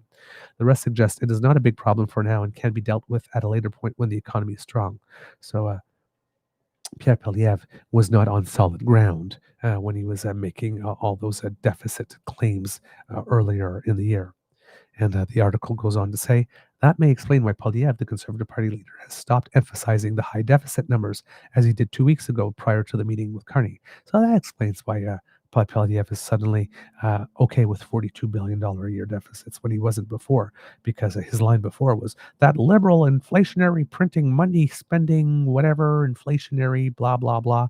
And now I'm guessing $42 billion in annual deficits are no longer inflationary and ruinous to the nation when they were just 2 weeks ago and for the 2 years previously. But anyway, that's okay. It's amazing how Poilievre, the man who can't pivot, can shift principles quickly. If most Canadians have diagnosed the problem differently than Poilievre, most have also diagnosed the treatment required to deal with the nation's financial health differently than Carney. Carney says he will split the budget books into 2 ledgers next week into operating and capital spending accounts. The Prime Minister has repeated his campaign to promise to balance the operating budget in 3 years, while saying Ottawa needs to invest in new spending on capital projects, including sharply increased defense procurement to grow the Canadian economy and to diversify Canadians' trading ties and reduce reliance on the United States amid the trade war. In an effort to understand the trade-offs Canadians are willing to make, the Star and Abacus asked what areas people want to see spared from cuts, even if it means higher taxes or a larger deficit, and what they wouldn't mind cutting. A majority, 51%, wants to protect healthcare funding to the provinces, something Carney has pledged not to cut. Even more, 53%, would like health spending increased. A plurality wants other areas safeguarded from cuts. Affordable housing, 46%, and seniors' benefits and pensions, 44%. In fact, a majority, 60%, wants the federal government to increase spending on housing. Beyond that, however, most Canadians are less worried about fencing off other programs from cuts, including defense and military, disability supports, education and student support, climate and the environment, border security and the RCMP, agriculture and food security, infrastructure and childcare. All of those only have support in the high teens or all of those only have support in the high teens or mid-20s for not facing cuts. Only 26% said the military should be spared from cuts, and only 41% suggested defense spending should be increased. When it comes to whether to protect the following areas: public service, science, technology and innovation, Indigenous peoples programs, small business supports, foreign aid and international development, arts, culture and heritage, and regional development, there was a massive collective shrug. Support ranked only in the low 20s or teens, with only 11% saying Canada should protect foreign aid and only 9% saying regional development should be protected. The results represent a dilemma for both Liberals and Conservatives, said Coletto. Canadians are not in the mood for the austerity that Carney has said is needed in the upcoming budget plans, as he vows to cut wasteful spending to get the books in order. Leaving aside whether people think the budget should be balanced quickly or at any cost, when Abacus data asked who do they trust to balance the budget fairly for people like them, 45% believed Carney and the Liberals would balance the budget in a way that hurts people like them the least, while 38% chose Pierre Poilievre and his Conservative Party. Fully 17% were unsure who to trust. Interestingly, not all partisans have faith in their own party leader when it comes to balancing the budget. 8% of people who voted Conservative in the spring said they trusted the Liberals more to balance the budget fairly, while 82% still trust Poilievre, and 10% were unsure. Of Liberal voters, 84% said they trust Carney, but 5% said they trust Poilievre more, and 11% were unsure. Wow. Okay. And it was an online sample of 2,922 people, which is a rather large sample, as you can judge by the the margin of error, which is plus or minus 1.8 percentage point, 19 times out of 20. I'm very much used to seeing um, the plus minus there at over 2% and sometimes over 3%. So when you survey 2,922 people, it becomes a lot more accurate. There you go. Prime Minister Carney might want to factor that data in the final days and make some adjustments because it seems that people are. Um, I personally think Canadians have it right here, in the sense that we can. The deficit isn't that terrible. We can manage it. I do believe, however, that we might need slightly more spending than Canadians seem to be ready for in terms of shifting our economy and making that transition. Um, I don't think Prime Minister Carney can really avoid that. Um, but if Canadians are willing to give the Prime Minister 4 to 5 years to balance the operational budget rather than three, because the part of that election platform promise was in competition with the Conservatives, who were very much preaching a more aggressive action on debt and deficit. But if Canadians are not there yet, um, maybe the Prime Minister has the luxury of balancing that operational spending over 4 or 5 years rather than three, which might go over better with the Canadian public. Um, Other news about the budget and budgeting process that is of note here comes to us courtesy again of the Toronto Star. It seems that the government still has not found a party that would um, unequivocally state that it is prepared to support the budget.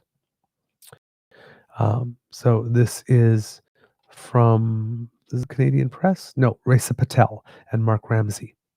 With days to go before Prime Minister Mark Carney tables his first federal budget, opportunities to secure alliances to help it pass are dwindling in parliamentary scenario, where a handful of votes stand between the survival of the Liberal minority and its total collapse. While no clear pathway to passage has yet emerged, it may be the NDP's drastically diminished 7-member caucus that decides Carney's fate. It's not a guarantee that those MPs will all vote the same way, two NDP insiders told the Star Thursday, which could create openings for some to oppose the budget or abstain from doing so. While Defense Minister David McGuinty said in South Korea Thursday that he has every confidence his government's budget will pass, Government House Leader Stephen McKinnon has previously expressed concern that that may not be the case. The Carney government is 3 seats short of a majority, meaning next Tuesday's fiscal blueprint, which will culminate in a confidence vote, could trigger the downfall of the Liberal government and possibly another election if the Liberals fail to obtain a degree of opposition cooperation. That razor-thin margin has amped up the political posturing across Parliament Hill, with the Liberals, Conservatives, and Bloc Québécois frequently accusing one another of rearing for a Christmas election for political gain. And the Prime Minister has now met with the leaders of all the parties, as we mentioned before, though. That's a process that should have started way earlier. Um, if we're using typical way that this stuff tends to happen. The Bloc Québécois is making a list, I think, of about 6 demands that would be add billions upon billions upon billions to the budget, all while claiming, because Blanchet did that originally when he said that he didn't foresee anybody voting for the budget before they even saw it because of concerns of debt and deficit. So Blanchet wants the federal government to add these billions of dollars in new spending. A lot of it has to do with additional benefits for seniors, um, but still keep the deficit at a manageable level, so he would call it. So Blanchet is, of course, without saying it, calling for deep cuts in other areas in order to be able for us to take on all the spending that he personally says we need. And spending, Blanchet is basically saying all 6 things need to be in the budget or else they will not get the BQ vote. So basically, he, he's basically crossed his arms and said, "I'm going to be unhelpful." And this is a very big about face from him, because during the debates and during the campaign, he was the first to say that he would give this government until the U.S. midterms. Well, Mr. Blanchet appears to have changed his mind on that. Um, we have the NDP. Saw an interview with Heather McPherson, who's a candidate for the leadership, who was basically saying, you know, uh, they don't want to see austerity in any way, shape, or form here. And if there is that, it's probably going to be a budget that they can't vote for. They're the only party so far not saying that they will vote against it without having read it. The Conservatives are saying the same thing as well. As we mentioned yesterday, there seems to be a push for the Conservatives to try to encourage some of the NDP to vote to support the budget or abstain, so that the Conservatives, who really, really, really, word on the tweet seems, want this budget to pass, but don't want to be seen voting for it, and really, really don't want to be seen doing anything that could indicate that they de facto supported it. Like, for example, um, certain MPs not being in the House.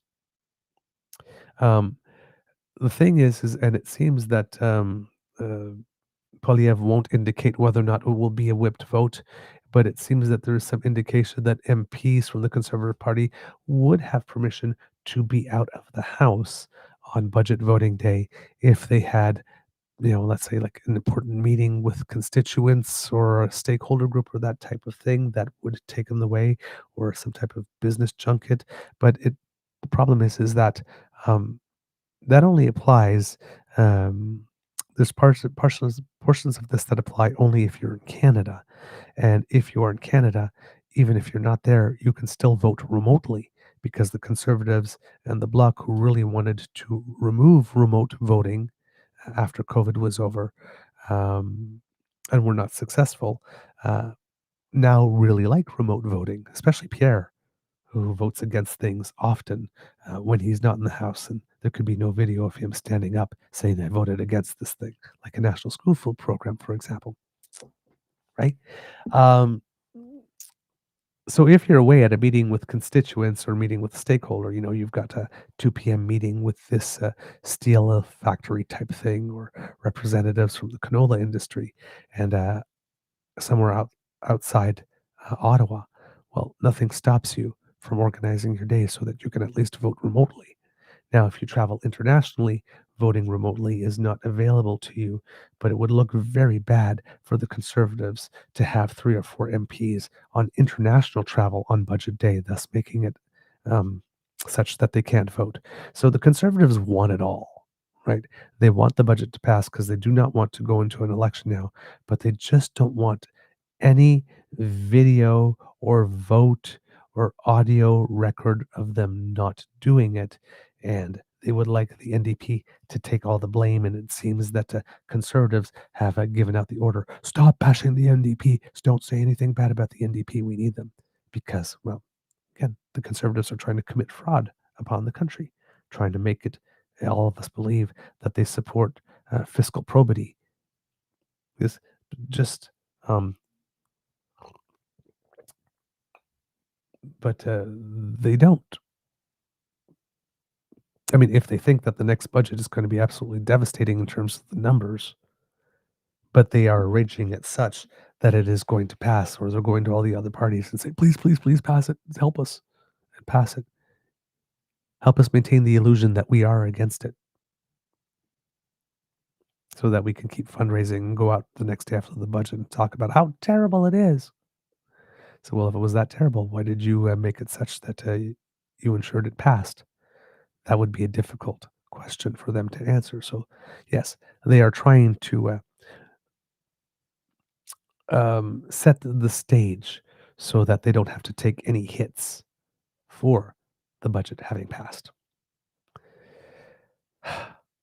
The raising a thin margin has amped up political posturing across Parliament Hill, with the Liberals, Conservatives, and Bloc Québécois frequently accusing one another of rearing for a Christmas election for political gain.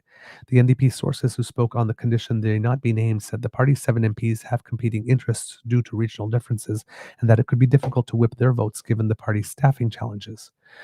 There's only 7. How hard could it be to whip 7 votes? Seriously. Both sources indicate, at least time-wise, both sources indicated that it would be very difficult for the NDP to support the budget given what Carney has signaled about public service cuts and austerity, even if the Liberals were to throw in some measures to appease them. One source also said the NDP has little to lose by entering a second election after their punishing spring loss and would expect the party to focus on winning 5 more seats to regain official party status rather than running a national campaign. It's a scenario Edmonton MP Heather McPherson's leadership team is preparing for, the source said. Interim NDP leader Don Davies has been vague about the New Democrats' demands for the budget, saying he will assess the document when it lands. The New Democrats are trying to put as little on the table as possible because they are still feeling burned from their supply and confidence agreement, which, I'm sorry, but it's their own damn fault they got burned on that because they didn't commit to it.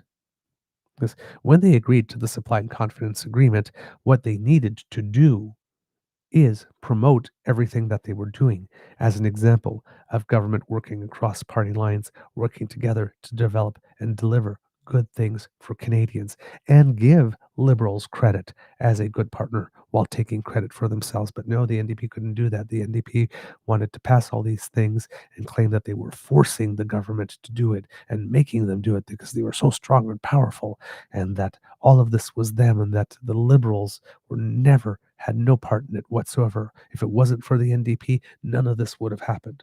And well, that didn't sell. Yes, and they didn't want to commit to the two parties working together for the whole betterment. They kept on saying, well, we need to distinguish ourselves from the Liberals. We need to, it's like, they didn't really. It's this old conventional political thinking that you need to draw contrast.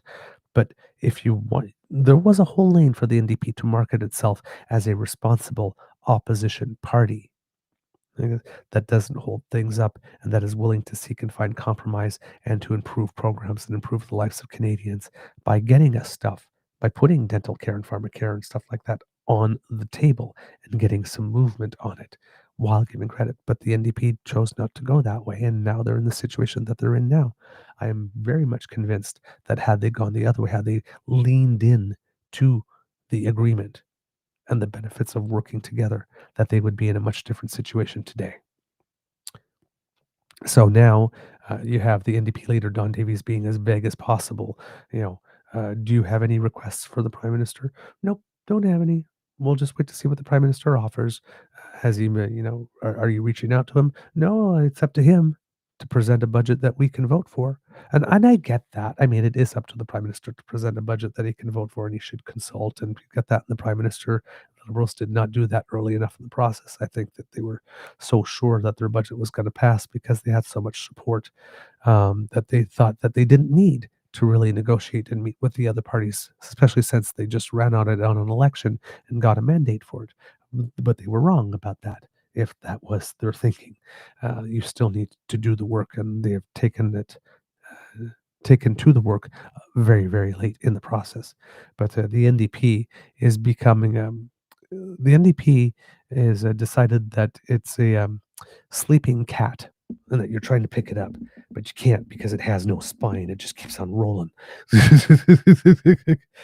So it's a very, very passive aggressive position from the NDP here. The NDP are broadly looking for investments in unionized jobs, non-market affordable housing, and healthcare. Several NDP sources have indicated the party is looking for additional funding for dental care and a commitment from the Liberals to sign pharmacare deals with the 9 remaining provinces and territories that have not yet done so. The singular vote belonging to Green leader Elizabeth May is also not a guarantee, with May telling the Star on Thursday that the prospect of her backing the budget looks dim. Quote, right now, I have a very hard time imagining myself voting confidence in the government, the Green leader said in an interview. May has said she would not vote for a budget that includes fossil fuel subsidies, and that the Prime Minister never asked her in his pre-budget talks with other party leaders that it would take what it would take for him to gain her support. Quote, it was not a transactional conversation of that kind. I've had that kind of conversation with Stephen McKinnon, and I've spoken to other ministers off to the side, May said. For the Conservatives, who opposed every Justin Trudeau era budget, the question is whether it would benefit them to vote against the budget, if doing so could plunge Canadians into their second general contest of the year. Conservative leader Pierre Poilievre, who grew his party's voter base but faced criticism after his spring election defeat, and more recently for condemning former RCMP leadership, is also staring down a test of his own leadership from party faithful in the new year. On Wednesday, Andrew Scheer, the former party leader who kept Poilievre's seat warm in the House of Commons as he sought to win a new seat, said it was, quote, becoming pretty clear that the government is going to use their costly budget as an excuse for costly elections. Yawn.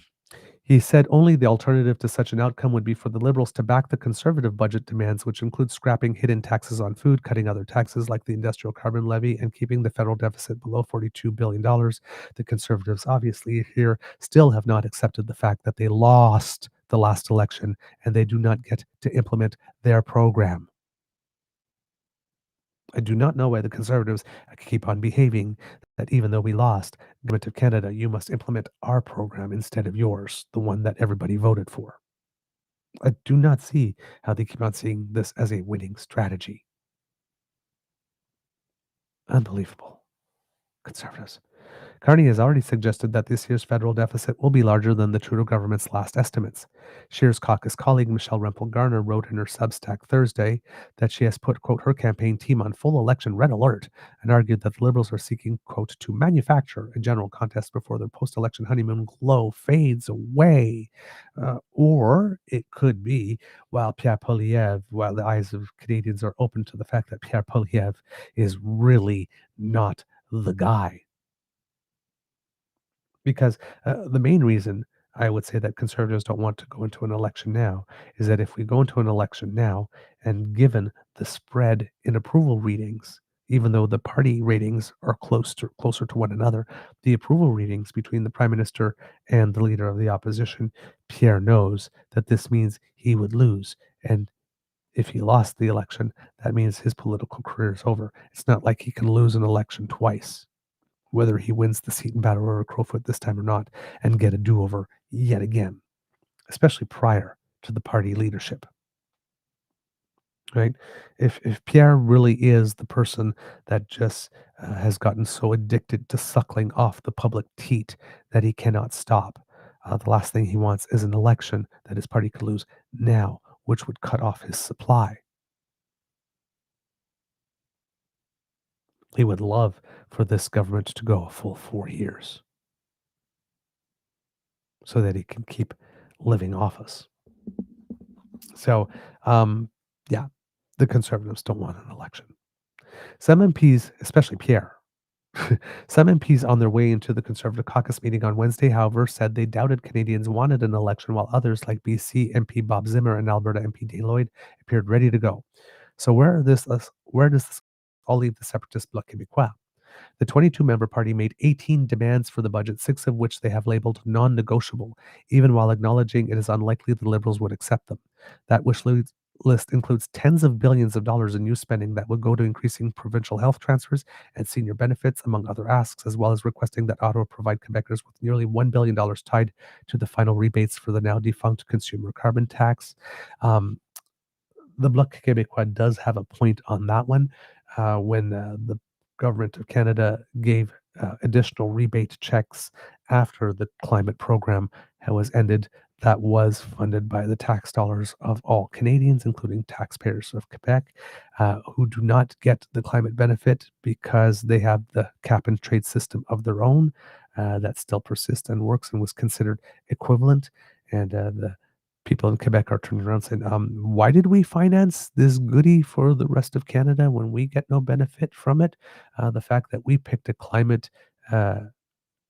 reducing system that it actually is feasible and actually works and endured should not be a cause for us being punished. We would like that, however, hundreds of $1 million back, please. That should not have come out of our coffers. And Blanchet does have a point there. He does have a point. McKinnon has slammed those demands as unreasonable. On Thursday, however, the Liberals appeared to extend an olive branch to the bloc by announcing they would fulfill one of their lower priority demands, putting money in the budget towards cracking down on a tax evasion loophole in which trucking companies falsely classify drivers as independent contractors rather than employees. So we'll see what that will do. I doubt that will be deemed to be significant enough to satisfy the leader of the bloc. But at least it shows that there is some give and take here in the budgetary process. Also, with regard to the budget, if I'm not mistaken, just going to bring up the article. I believe there was one more angle that I had for you today that was pretty interesting and caught my attention. This one is from the managers of our pension funds. This is James Bradshaw, institutional investing reporter for the Globe and Mail.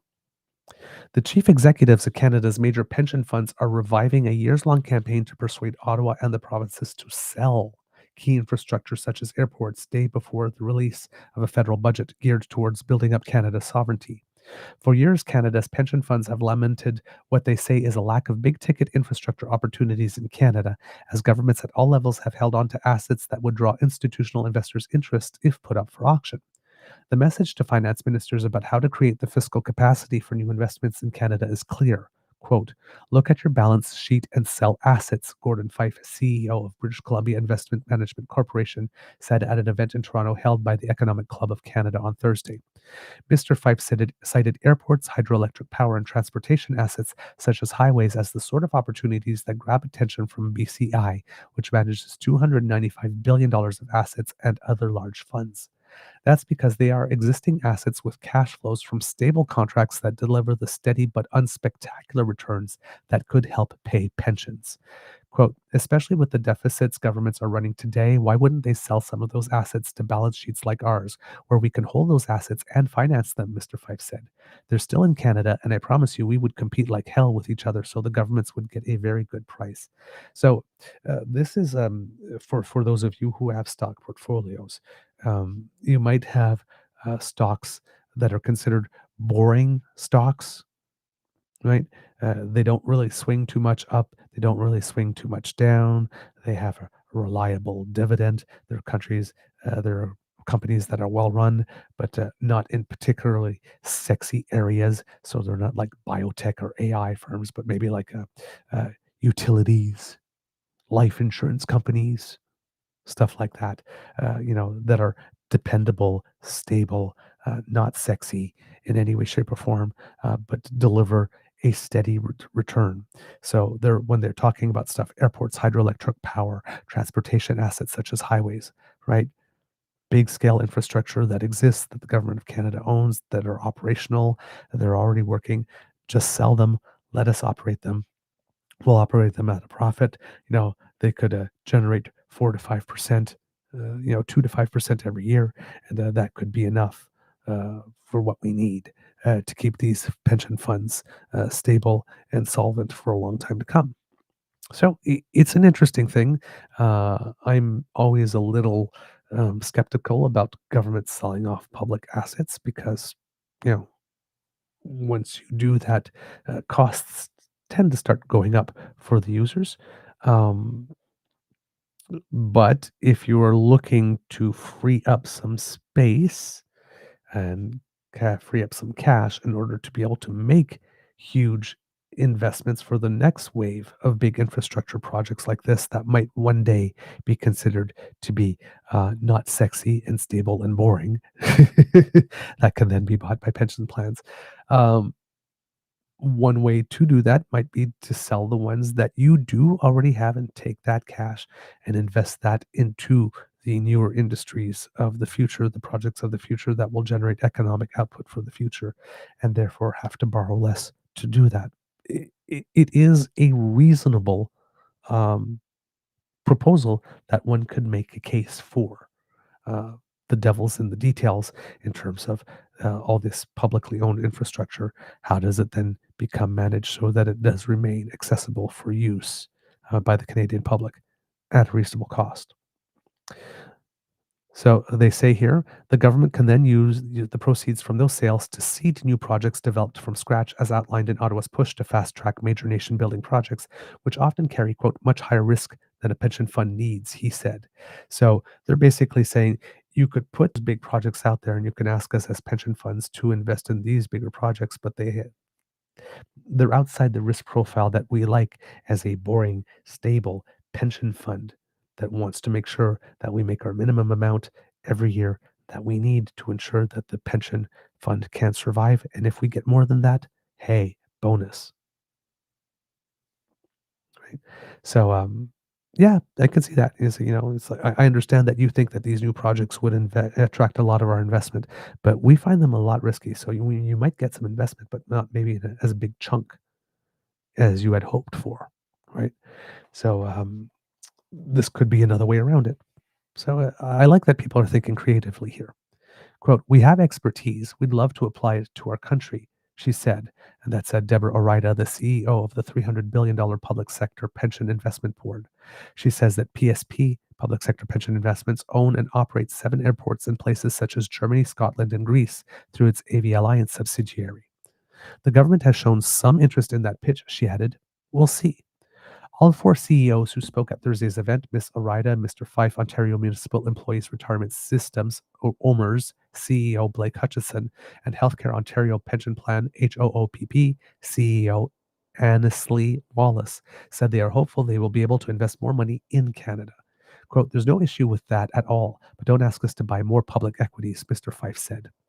Canada's major pension funds, who collectively manage $2.5 trillion of capital, have come under pressure from senior business leaders and finance ministers to invest more in Canada. The 8 largest pension fund managers each have between 12 and 50% of their total assets invested domestically, according to the latest company filings. Mr. Hutchinson of OMERS said that criticism ignores the fact that, quote, it has been a supply problem, not a demand problem. The biggest recognition the government has to make is it's okay for a Canadian pension fund to own a bridge or a port or an airport, he said at Thursday's event. Ms. Orida and Mr. Fife also sounded a warning about the potential consequences for the fund's members if Ottawa were to encroach on their independence to direct more investment to Canada. Asked what keeps him up at night, Mr. Fife replied, quote, interference.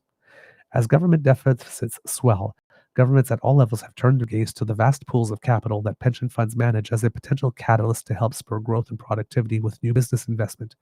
But, quote, those pools of capital are there to support retirement, not government policy, Mr. Fife said. Very, very, very important. Quote, Ms. Oreda also said that, quote, losing that independence, I think, is what keeps me up at night. She cited the $15 billion Canada Growth Fund, which Ottawa entrusted to PSP Investments to manage in 2023, as an example of an arrangement that has worked.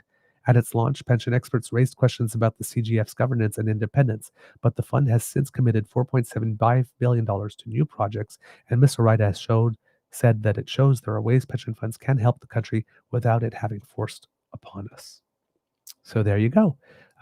So we'll be looking for that in the budget to see if there is that type of sale of assets to pension funds as a manner of freeing up additional cash for the larger infrastructure projects so that we can do that thing of building at a rate not seen before or not seen in a long, long time. Projects that we actually need. Okay. Let's see. One last thing I have for you here today, kids and cubs, also about the subs. Hopefully, this one will open because it's not about the prime minister touring in Korea, the sites, but it's about the competition for our attention. As I mentioned yesterday, um, uh, Canada might be the most eligible at the international singles bar at which everybody's drinking. This is David Pugliese from the Ottawa Citizen. Canada is proceeding full speed ahead on one of its most, if not the most expensive single military purchase in this country's history. The plan is to buy up to 12 new submarines to replace the Navy's current aging fleet of Victoria-class boats. In late August 25, the Liberal government announced it had narrowed down choices to 2 submarine builders, Germany's ThyssenKrupp Marine Systems, TKMS, and the South Korean company Hanwha Ocean. Hanwha is offering Canada the KSS-3 submarine, and TKMS says it will provide the Type 212CD submarine. On October 30th, Prime Minister Mark Carney will visit Hanwha's ocean facilities to get an up-close look at the company's submarine. Carney has already toured the German shipyard that will build the Type 212 CD. When it comes to capabilities and weapons, either submarine can do the job for Canada, senior Royal Canadian Navy officers have concluded. Both of them fulfill the requirements, the very high requirements for the Canadian Navy, Carney said in September. So that means other factors will play a role in deciding the winning bid. Carney has pointed out that questions still need to be answered about where the boats will be built and what industrial benefits Canada could receive from the winning bidder. Here's what you need to know. Is speed of delivery a factor in this purchase? Yes, both Carney and the Navy leadership want the subs to be delivered as quickly as possible as the Victoria-class subs are well past their prime. The South Koreans believe they have an advantage in that the KSS-3 is built and is already in service. Additional subs are currently being constructed. Hanwha has an active production line, so it knows exactly how long it takes to build a sub as well as the exact cost to do so, according to its officials. Hanwha officials said they can deliver 4 KSS-3 submarines to Canada by 2035 if a contract is signed in 2026. The first submarine would be delivered in 2032, and the additional submarines will be delivered at a rate of 1 per year, meaning an entire fleet of 12 submarines can be delivered to Canada by 2043. The other pitch the South Koreans have made as far as the delivery schedule is that it would allow Canada to fully retire the current Victoria-class subfleet before 2035. That will result in estimated savings of approximately $1 billion on maintenance and support costs of those aging vessels, according to the South Koreans. So by being able to deliver more quickly and us being able to retire the other ships, there's an additional cost savings there for us, which is interesting. Um, an interesting element to add to it. You will hear a lot of talk from conservatives saying that maybe we should build those subs here.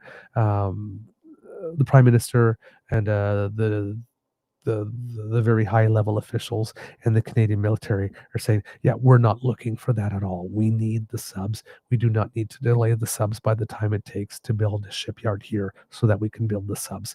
We just need the subs now. So if you hear conservatives talking about that, they are out of touch with what our military itself is requesting.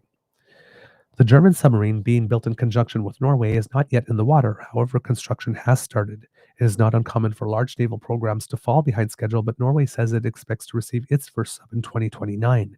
Germany says its first boat will be delivered in 2032.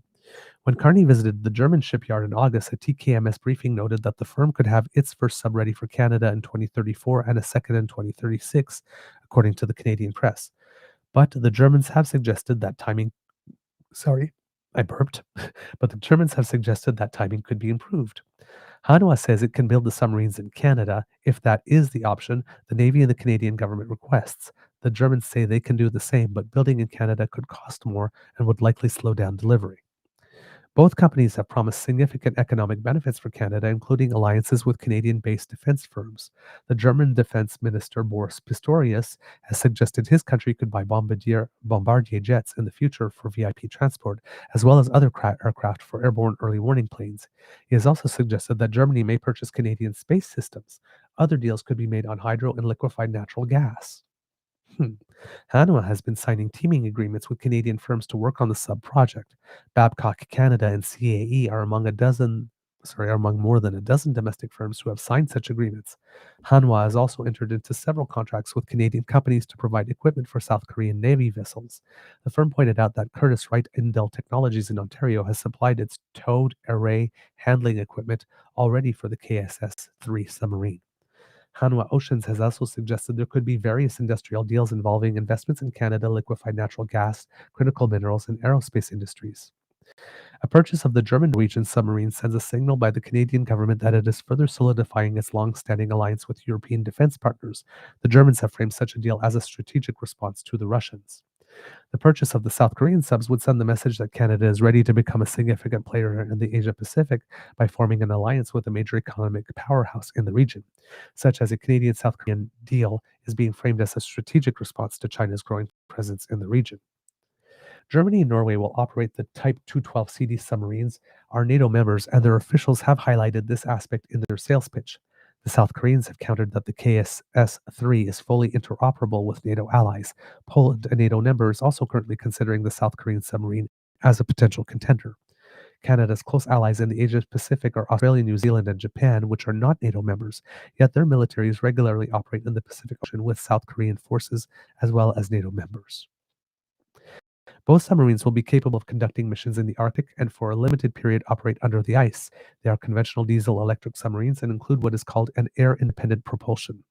But generally, such submarines do not operate under heavy ice for any significant length of time due to the safety risk. They don't produce They don't produce enough power to generate their own atmosphere in an emergency. Long-term under ice operations are the domain of nuclear-powered submarines, an even more expensive option that Canada has already rejected. So there you go. Uh, Two nations wanting our business. Um, I'm not sure where I stand. Originally, when I was hearing about this, I was thinking that we should probably go for the South Korean deal to establish that connection in the Asia Pacific region, given that we do have that agreement with Europe for future military uh, cooperation, and that there's many other things that we can coordinate with. Like, for example, if we use the Gripen for our fighter jets, and this way, this allows us to establish that type of relationship with both economic sectors of the world. However, the interoperability issue with Germany and Norway is a very distinct and good advantage, making it the largest fleet or the second largest fleet uh, in the world. That could be interesting. However, getting subs earlier and a proven product that already exists, which is the case with South Korea, uh, you know, could be a good sign. And given that it is interoperable with NATO uh, s- subs, but also with their all of Canada's partners in the Pacific region, Australia, New Zealand, Japan as well, there are advantages for us there too. It seems like an embarrassment of riches, really, in terms of and all good points on which to decide whether or not to make the deal. So I'm there's nothing one way or the other when I'm reading all of this that leads me to lean more to one or the other.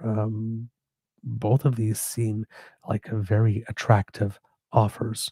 It's almost like we're in a can't lose position.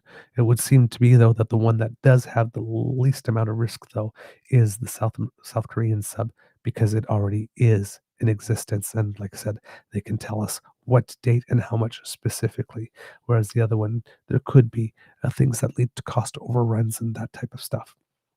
So maybe that would be the deciding factor in terms of get them quick, get them reliable, know that they work, know that they're already operable because they already exist.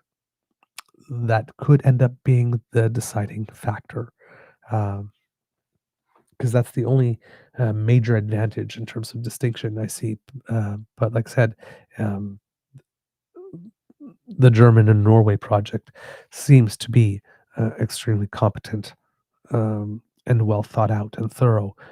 So yeah, I guess that's the major discrepancy between the two is that one that has a product that already is proven and in existence, and the other one does not. All right, uh, kids and cubs. That's the end of this episode of the Daily Beaver Morning Show. We hope that you love listening to us because we love making this for you. Remember, sharing is caring and word of mouth is priceless. So please tell your peeps and poops all about us. We really appreciate it when you do.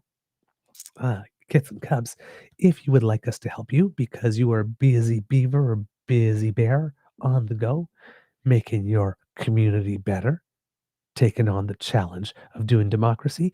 And sometimes you don't have time to watch the show with the best damn fam and all the podcasting live. Don't worry, we can hook you up.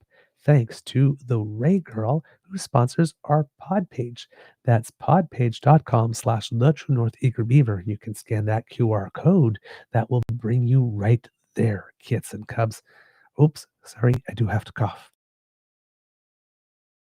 That one stuck up on me. Um, so please do go there. And when you click on subscribe, when we have something fresh off the podcast bandwidth, it comes into your podcast feed and just demurely waits for you. Pop us in your ears, take us with you, and that way you can take on the day and remain informed at the same time. Who knew? Revelations. All right, kids and cubs, if you would like to help us, we would appreciate your help very much. And one of the ways you can help us is by going to the True North Eager Beaver Media Incorporated YouTube page, where we are now, I am proud to announce, have hit 27,000 soon after yesterday's show. So thank you to the people who signed on after yesterday's show to make that happen for us. Woohoo! Celebrations. So, kids and cubs, if you would like to do that, well, then all you need to do is scan this QR code that's going to appear in the corner right there. That will bring you to our YouTube page. Kids, Cassie, and Elaine will be certainly happy that you've done so. You can click on our buttons, like, share, and subscribe. It helps us with the algorithm. And when we see our numbers go up, like when they do from 26,900 to 27,000, we get really happy and we celebrate at the Beaver Lodge. So if you would like us to celebrate more, keep our numbers growing. Thanks, eh? Now, kids and cubs, if you would like to help us in other ways, we do incur some costs to bring this show to you, and we would be very grateful for your support and encouragement. Maybe an enthusiastic expression of encouragement in the form of a tip or a treat. So just imagine me knocking on all your doors in my best Halloween costume with my pillowcase, going trick or treat. So if you would like to help our October, and in a spooktacular fashion in terms of tips and support, we would definitely welcome your help. You can do that by scanning that QR code. That will bring you to our coffee page. That's coffeeko-fi.com/eagerbeaver, all in one word. And there you can make a contribution to the Eager Beaver Lodge's Emergency Hydration Fund, where every damn day, we work to fight the scourge and the awful, terrible misery that is dry beaver. Mm.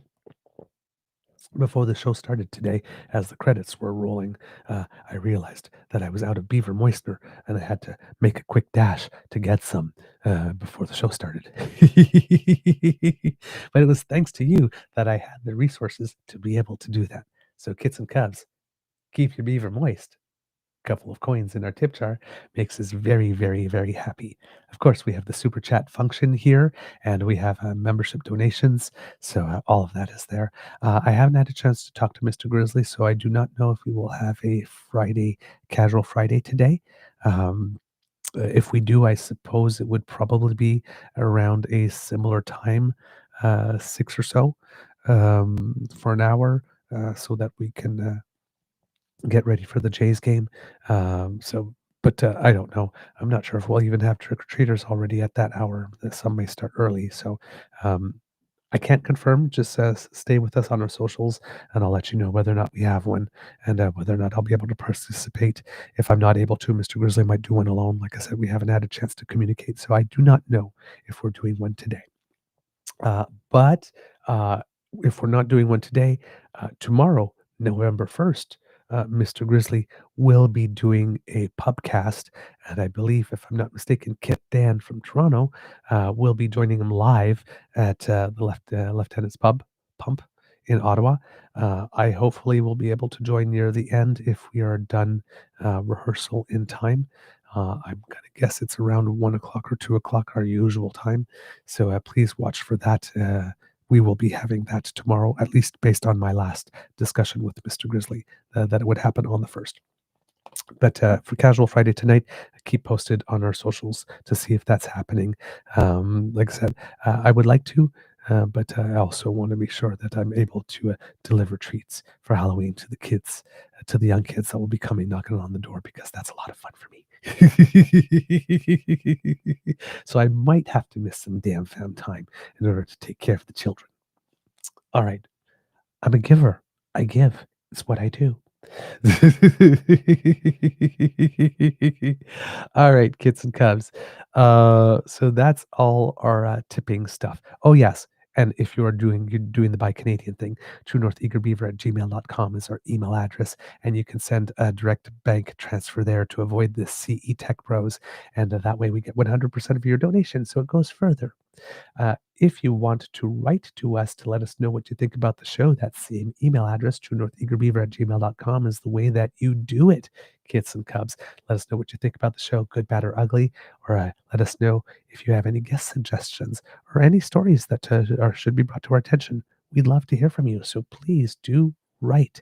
And if you want to reach us via our socials, at True Eager at the Blue Sky Beaver Lodge, also on the Jitter, True North Eager Beaver on Facebook is our original home on the web. And if you're listening right here on our YouTube channel, either live with the best damn fam in all of podcasting or on your own time, right down here in the comment section, please let us know what you think. We do read everything, even though we're not necessarily able to get back to everyone. And all of your contributions, whether financial or in word, go back into the show to make it better. And we thank you for all you do. Because democracy is something that you do, House of Commons petition uh, E-6679, kids and cubs, for a little more honesty in our politics. We would be very happy for you to put your signature on that one, kids and cubs, if you could.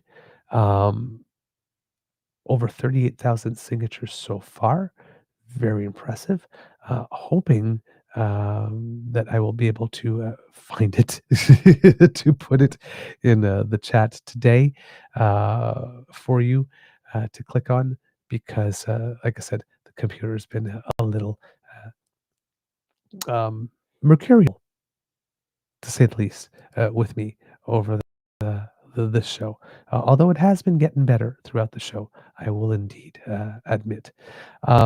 But also, if not that petition, or if you've already signed that and you might be looking at another one, kids and cubs, well, then we do have one for you. We mentioned it for the first time yesterday, but House of Commons petition number E-6821 for to encourage um, Canadian media to be owned by Canadians and deliver news for Canadians with the best intentions for Canadians and in the best interest of Canadians. And that one is E-6821. The petition goes until February 18th. 4,704 signatures so far, so definitely growing at a good clip since yesterday. And we will include that one here in the chat. And hopefully, since I can't put my hands on the other one, there'll be some kits here who will be able to put the one for E6. I can't even remember the number of it on the top of my head, but that could put the link to the other one in the chat today, because I cannot seem to locate it at the current moment, and I do not want to stall the computer any more than I have. So please do that, kids and cubs. Very much appreciate that. Of course, if you are living in Quebec, you have municipal elections on November 2nd coming up, and if on Yukon territory, territorial elections on the 3rd. So please do make sure that you show up and vote for that.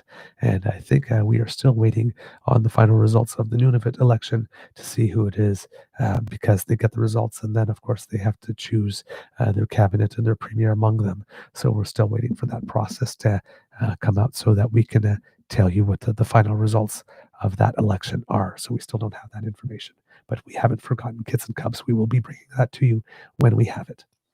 All right. Words of wisdom, kids and cubs. Please, whatever, if you can, celebrate tonight. And if you are celebrating tonight, please do so responsibly. Please dress for the weather. If your kids are going out, please make sure that they are visible and can be seen. Reflector tape, bright colors, all that kind of stuff. Very, very, very important. And I hope if you are a younger kitten cub, like a Kit Mateo, for example, and you're going out trick or treating, that you come back with a massive, massive haul. All right, kids and cubs. Uh, so those are the words of wisdom. Make sure that you celebrate Halloween responsibly, and if you're trick or treating, make sure that you are indeed very, very visible. Okay, and well, I guess it's my turn to say it could be a tough world out there, kids and cubs. So please be kind to and gentle with yourself. And at the count of three, kids and cubs, may I please have you say, Mr. Beaver, or sorry, Mr. Devons, please cue the cock on one, two, three. Oh, ooh, spooky. Very, very spooky. I, um, I am slightly frightened and a little bit excited because fear excites me a little bit. Ooh. So, given that you did that in such a haunting and spectacular manner, kits and cubs, your royal Queen must absolutely oblige.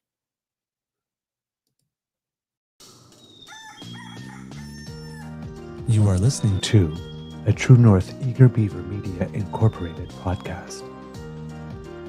The True North Eager Beaver podcasts are proudly brought to you by our founding sponsors, the Misfit Mysteries from Corvid Moon Publishing, your source for science fiction, fantasy, and cozy mysteries featuring a broad diversity of characters, CanadianTarot.com, their uniquely Canadian online eclectic tarot community, and the Peppermaster, hot pepper sauces made from farm-fresh ingredients to thrill your taste buds and expand your mind. We are grateful to the Crier Media Network for its support, Pete Jarvis for our artwork, and Paul Joseph Something for our opening and closing sequence music.